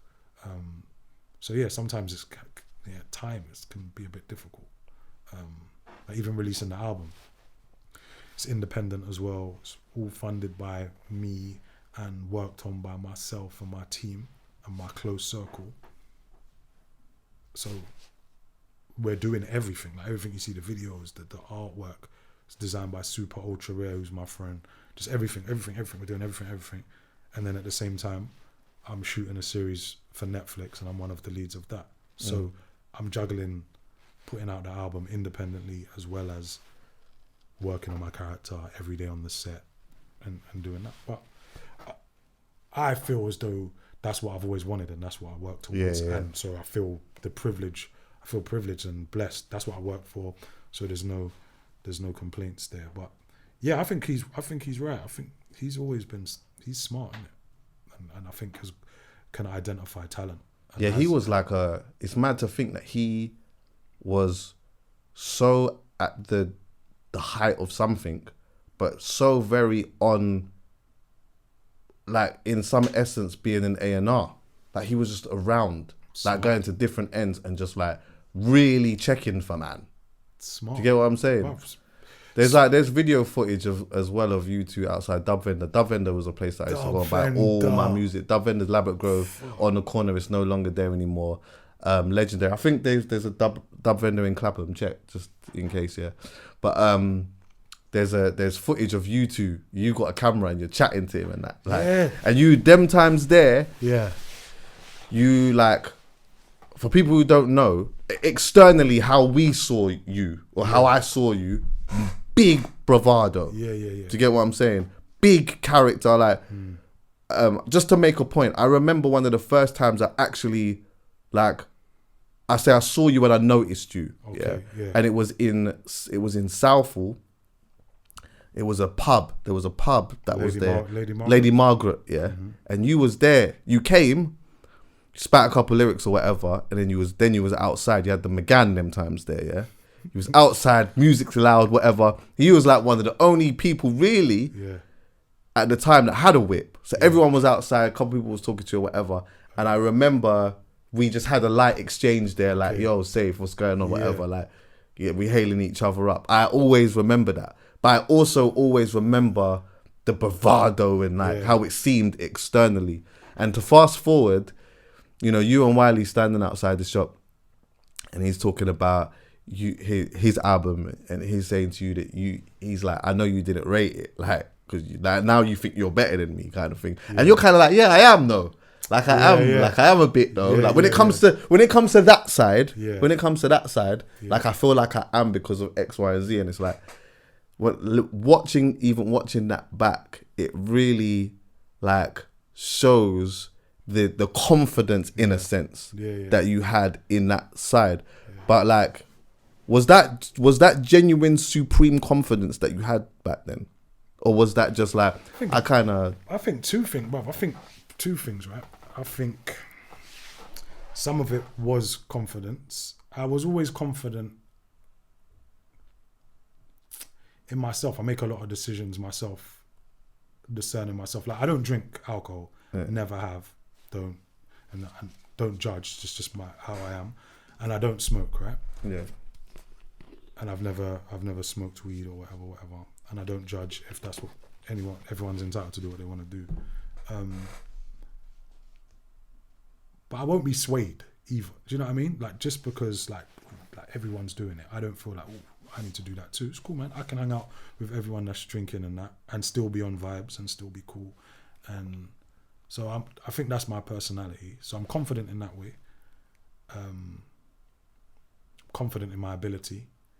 My craft, music and acting and storytelling. I think storytelling more than anything, more than any lyrical dexterity or acting ability. It's just, I believe I'm a storyteller, and then I use the mediums to do that, right? And then, so I'm confident, right, in me as a person, and I didn't go down certain paths. I didn't want to be like whatever. But then there's an insecure side where I see, when I watch those clips, I think, oh, look, you was like,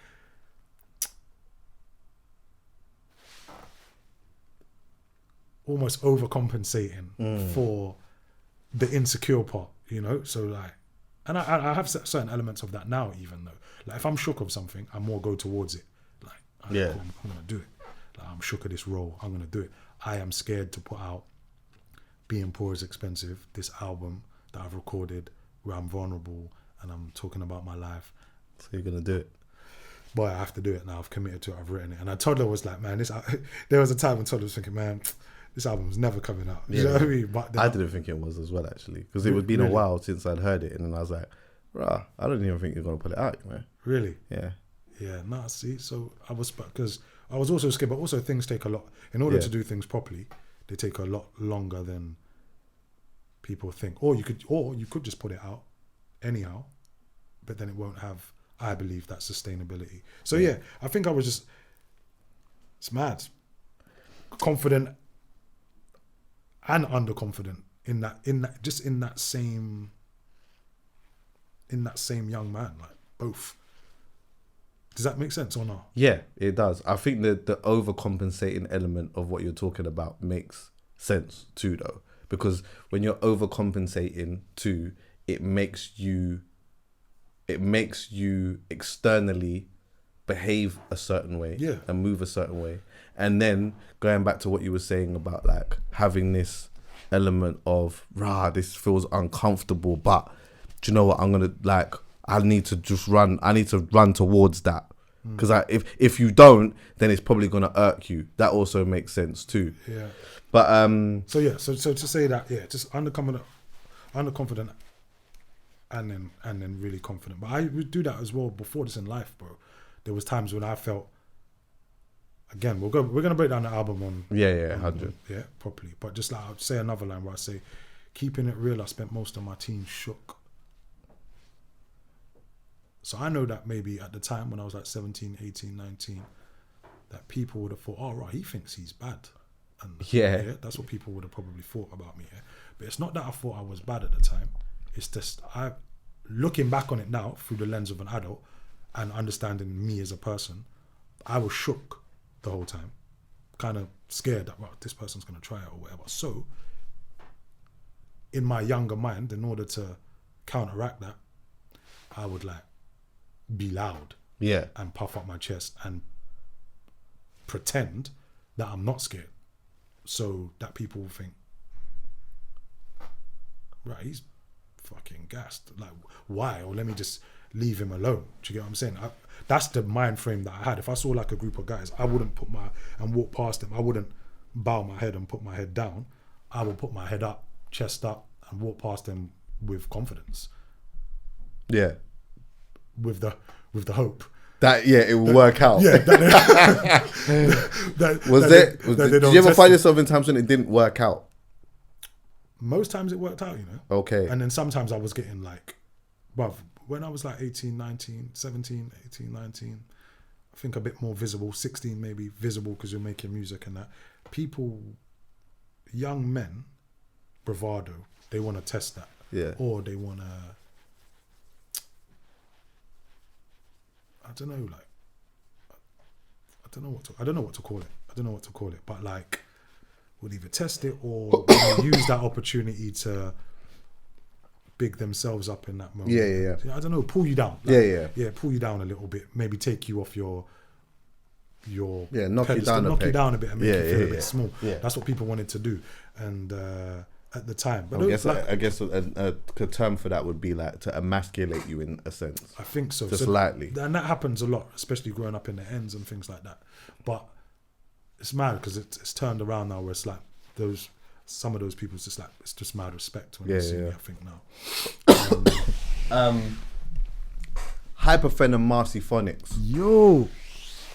West London, they was on their thing at a certain point, They was like really trying to push through and make a name for themselves. And as I said before, Wiley was checking for them too. I was at Eskimo Dance. I used to DJ at Eskimo Dance as well, actually, early on. Honorable shout out to Ingrid and Ricky and Ricky, bro. I saw them. They were promoters, by the way. They used to own they used to run Area Nightclub. They owned a club called Candy Club, and they were just doing a lot of stuff earlier on. And they were doing Eskimo Dance. Early. Ricky, definitely like inspiring, really. Yeah. Like what Ricky was doing with his team at the time was interesting still. It was very interesting still. Bro, very smart team, family team as well.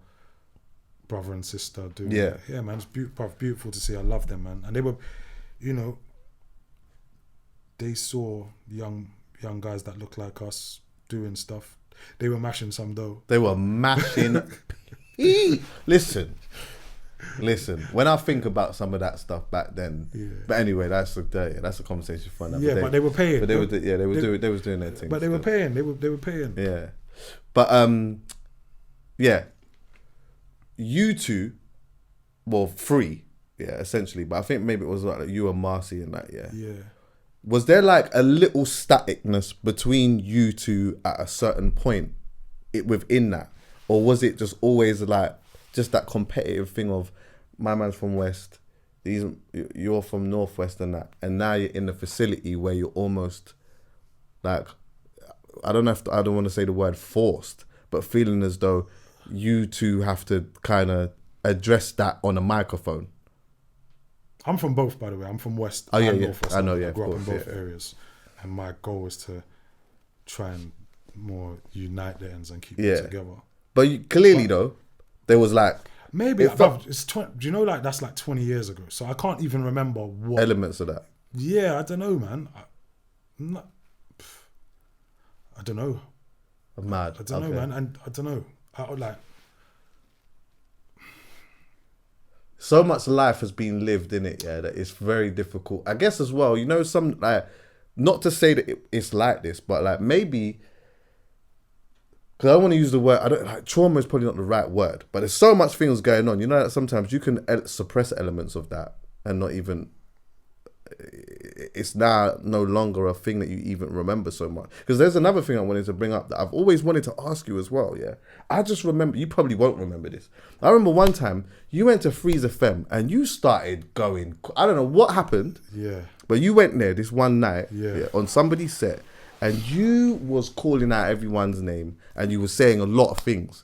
You was talking about mums, this, that, and the four. You was spazzing out on the radio. You were spazzing out. I just remember listening to the radio. I'm thinking, what happened? Yeah.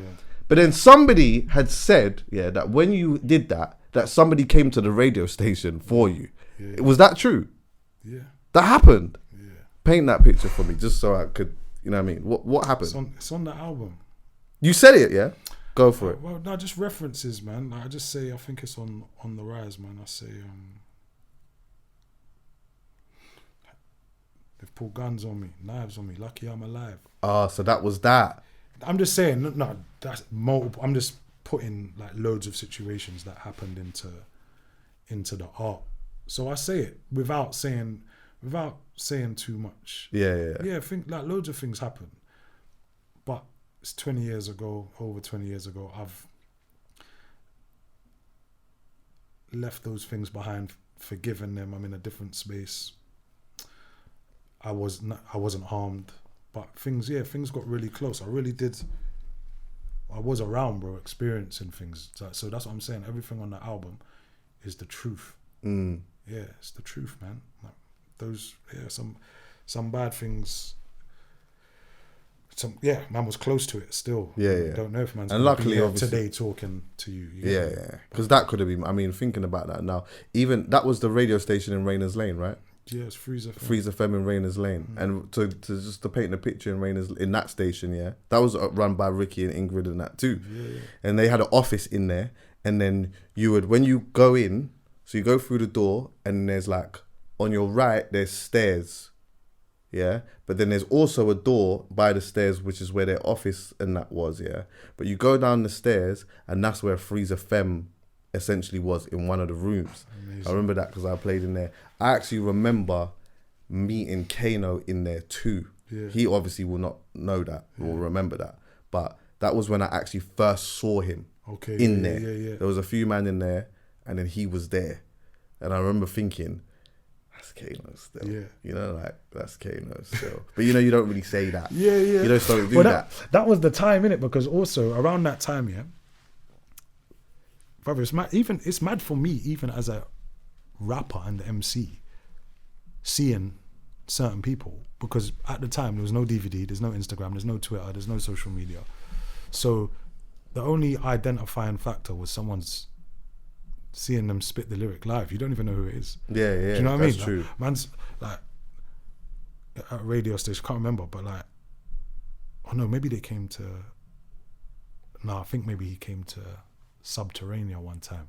Like the first time man saw D-double-E, bro. Oh my! Even to this, I'll be honest with you. Even to this day, even to this very day, me and D-double is cool. Yeah. I see D-double. Yeah. But I could be somewhere with D-double, and in my head, I'm still thinking, that's D-double. Same. What do you mean? He's the best. That's D-double. Yeah. And there's another part in my head where I'm like, you might not know about D double. Because they ain't. Do you get what I'm saying? Because they ain't seen the damage. Right. They ain't seen the damage that he has done to a rave that man has seen first hand. To bits. No, like pandemonium. It's almost like, and I was talking to this to, who was I talking to this about the other day? I was saying, because I noticed it at Carnival, yeah? Because like, luckily I came through and like, bruv, it was going off. When I was performing, bro, the crowd was going nuts, right? And I also, but to speak about DWE, I was thinking, you see, like there was a time when there wasn't phones and that, yeah. So you see, when people were going mad, it's not going mad in front of your camera, like yo, like where it's a bit more reserved and you're thinking of the angle to go mad. You want to capture it at the same time. Yeah. It's going mad, just to go mad. Yeah, but I've seen D double like get the mic there, stand there, and the crowd before he's even said anything. Yeah, everyone's going ooh before he's even said it. Crazy. Like, but like everyone in the club's going mad, bro. Then he's gone. But yeah. What up, fam? Yeah, fam. Pandemonium, bro. No one. I think there's no one that's been able to. Nah. I say no one. Nah. Close. Dizzy does. Dizzy. Yeah. That's exactly. And I mentioned this before. One time at Eskimo Dance, obviously Bear Man there, MC and whatever, doing their thing and whatnot, and then flipping one time, Dizzy, he took the microphone, I don't even know what rhythm it was, I can't remember, but all I remember is Dizzy went, everyone just lost their bro. Yeah, everyone just lost their minds. Like, yo, check 1, 2 guns. Yeah. Oh my God. Care. Rifle, Uzi, everything there, and I got a shotgun spare. Leave them where. Rascals. Crazy. Those two. Yeah.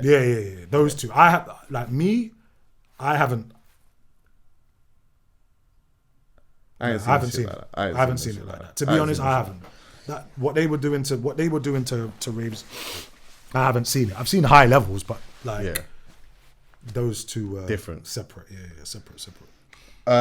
Just a couple of other just random things that I just wanted to mention to you. Yeah. So, and I mentioned this before. You probably won't remember this, but I filmed documentaries for Vice, right? So I was going out and I was like, I did these things called Gangster Rap International and whatnot, where I was going to various different places in the world and filming with like an interesting rapper and whatnot. And it was like one of the most interesting times of my life and one of the things that was a big highlight for me. I think it will always be a big highlight for me, yeah. But how I got that was the first thing that the boss from Vice asked me to do was some mad random micro gapping thing in Cumbria. It was just some random thing. Then he's rang me and he was like, I got another one for you. Need you to go Top Boy. They're filming the last day and you need to go and do go back there and just do some interviews, just try and get some interviews. I'm gonna take you there with the camera team and whatnot. It was the whole Drizzy thing was happening at the time. Oh, the first Netflix. Yeah, the Netflix one. So I was there, So I'm in that one. Yes. Right. So I'm there now, and I think at this point I am talking to Asher D and Kano. Yeah. We're just doing this, Allow me, man. I always as well like to, one thing I do like to do is I always like to differentiate between Kane and Kano, because in that moment he's not Kano, he's Kane. Yeah, and he's about to become Sully. But either way, it's just a thing in my own head. Anyway, I'm talking to them. A car pulls up. Yeah, it's like a Merc, whatnot. And I looked, and you come out. So I'm like, obviously, I hadn't seen you for ages. Yeah. So I'm like, oh, yo, it's Bashy. So I'm like about to embrace you, but you look stern-faced. So then I've like realized, okay, you're not in a mood. Maybe it's early in the morning and that. Then I've seen them, man, kind of screwing you. Yeah. So I'm like, hold on. I'm so confused at what's happening here, because I also know that you and Kane are good friends. So I couldn't understand what was going on until you kind of just looked at them sort of thing, and then you've gone off into your trailer and that. And then that's when they said, oh no, like he's method acting. He's that he does this. So when you see him sometimes, he's just in that and he'll be like that for the day or whatever. And I was like, oh shit. It was like one of the most amazing things, in that aspect that I'd seen. Because I'd only ever heard about method acting. I'd never seen it.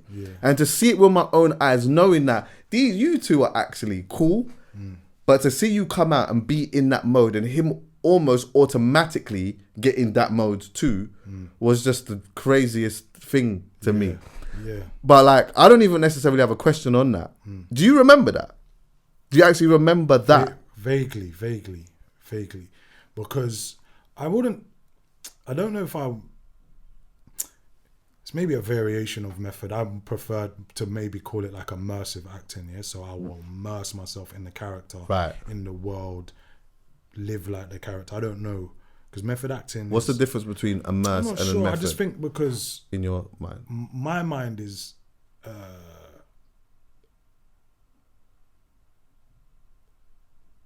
I'm super immersed in the character, immersed in the world, immersed in everything. We'll rehearse, practice, live the life as much as I can. But at the end of the day, for me, I know, well, there's a camera there. And I'm respecting my other actors. Right. So I make sure that my method or my style doesn't encroach on someone else's performance. Do you know what I mean? Like, I'm not going to get so I'm immersed in it, but I'm not like method where I think, listen, I am the guy. And then I'm just going to just like, so I just bang you in your face and then, do you know what I mean? Take advantage of like I'm in the character. The character would have choked you and killed you. Like, do you know what I mean? So I think more immersive. But I can vaguely remember it, bro. But like when I'm in mode and I'm in the character and I'm locked in, I'm there to do the job and play the character as convincingly as possible and remove my ego, remove myself from the ting. And focus on that. So so even those scenes that man's play, it's hard, isn't it? It's man's proper brethren. So like, but man's got to play that fucking, we don't deal with each other. So that's difficult to do. So I want it to be as good as we can make it. So I'm going to just we're not, you know what I mean? Tomorrow, or when they say, it's a wrap, and then we go to the, and boom, like we can go and get food, you know what I mean? But well, do you go to the trailer and then come out? Or can you just? Nah, it's probably when I get in the car in the morning, I'm ready. But no, once say you're in it, now it's cut.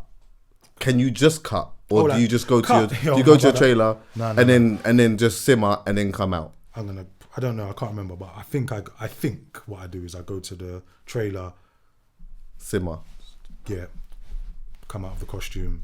Go to the makeup truck, de-rig, put on my own clothes. Take a moment to myself, and then maybe, and then there's times when I feel like I just do it door to door.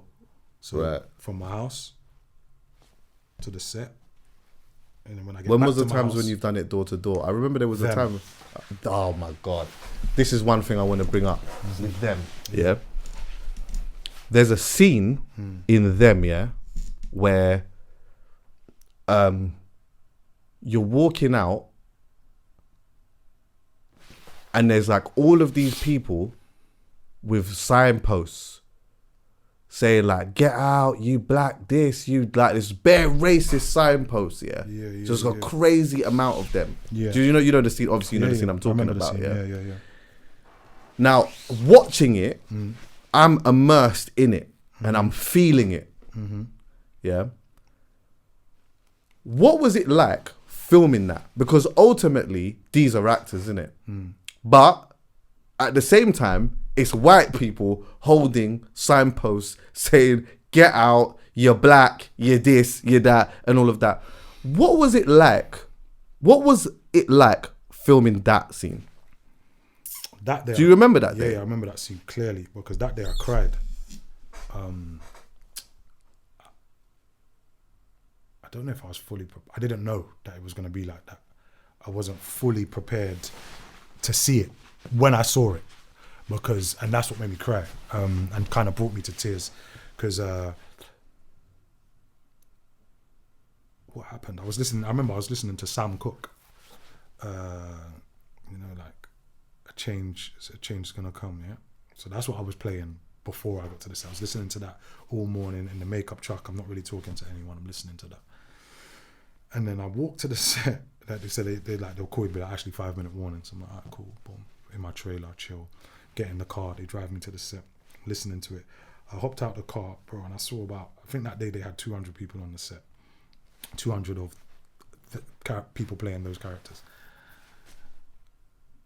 And I saw the signs, and I was listening to the music, and I was like, bro, this is what he was talking about. Like, and then I went into like the green room, bro, and I just brought to tears. I was like, oh my, this is what we've been going through as a people. Because I've never experienced that. I've never seen it. Like, I've only seen pictures, videos, but I'm playing the character. Like I just told you, I'm super immersed. That's all I'm reading. That's all I'm listening to. I'm putting myself in the time. I've developed the character. Then I get there and I see that. And I just had this moment where it's like, oh my God, like what our people have gone through across the world, bro. They just, I was feeling gratitude. I was thinking, fuck, man, boom. It's like, man's not living that kind of life. Like, no, my granddad must have gone through them kind of things. And like, my grandma's must have gone through those kind of things, bro. Yeah, I was messed up, right? I remember Deborah, big up Deborah Ayurinde as well as my co-star. She saw me after. She knew something was up. She just said, are you all right? And I was just like, and typically, more time I would be like, yeah, cool. But I was just like, I'm not feeling good, man. This is, yeah, bro. I don't know, it affected me differently. It was good. It was fuel for the character, man, but yeah, bro, it's mad. So when you think of, like, Darkest How, and you know what I mean, Critchlow and Mangrove. When you think of, that's what, yeah, bro. All those things was just dawning on me, man. So yeah, bro, it's mad. Very deep. Yeah, just thinking about it now, man. Bro. You can't even. It's difficult to even prepare yourself for something like that, isn't it? Yeah, but also I was just thinking like, I remember thinking like, this is acting. Yeah, but that was somebody's real life. Yes. Yeah, bro. So I'm thinking, what the like? How you got your little kids there? You know what I mean? We had 2 daughters in the show. Like, people had their little kids going through this, bro. It's bad.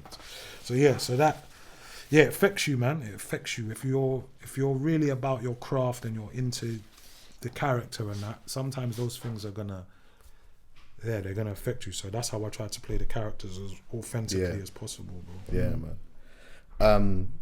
I do obviously. I remember watching. I remember when you was promoting it, and then it come out. I didn't even know what to expect, and I remember watching it one day thinking blouse and skirt. I was not expecting this, boy. Yeah. But it was good. But listen, bro, there is so much. There's so much things that, like, I could bring up and mention and talk and whatever. We could do this for a long time. But you know what? I appreciate you coming here. You know what I mean? Having a reason with me and stuff like that. Like, you should be very proud of what you've done. And also, yeah, man, may the Most High continue to bless you. And I'd wish you nothing more than peace of mind, more than anything. Do you get what I'm saying? Thank you. The album. Yeah, man. Oh, what did you think about what Poet said, by the way? Poet? Yeah. He's supposed to. He look right. I'm going to send him that. My brother. No, I thought... Well, I was hoping he was going to be here. Yeah, I was hoping he was going to be here as well. Because I ran into Poet when we were out. And he said, like, he apologised, actually. Right. And... he said he thought one thing, but actually, upon reflection and then listening to that album, he felt differently about it and then understood, like what it was about and how powerful it is. And then he apologized and said he was gonna come on the podcast or you know how people talk, he was gonna forward to the podcast. Yeah, he was gonna forward and apologize and say what he thinks. I think he sent it to his mum as well. Right. Yeah, something like that. Or sent it to someone in his family and just and he was saying how important it is, and he understood the craft and what had been put into it as a body of work. Yeah, and then he changed his opinion. So whether he's gonna come here and voice that, but he said that in private. Right. Yeah. And what he said before was public, and I'm a big advocate for people saying things, whatever you said in public, the apology or rectifying it should also be said in public as well. I hear that very loudly, bro. I hear it very loudly. My G, let's have a live catch up differently. Yeah, man, I'm ready, man. I think it's balance. my turn as well. In balance. Would you like to do balance? Let's do balance, man. Yeah, I would love to, bro. Thank you. Love for listening, everyone, yeah? Love.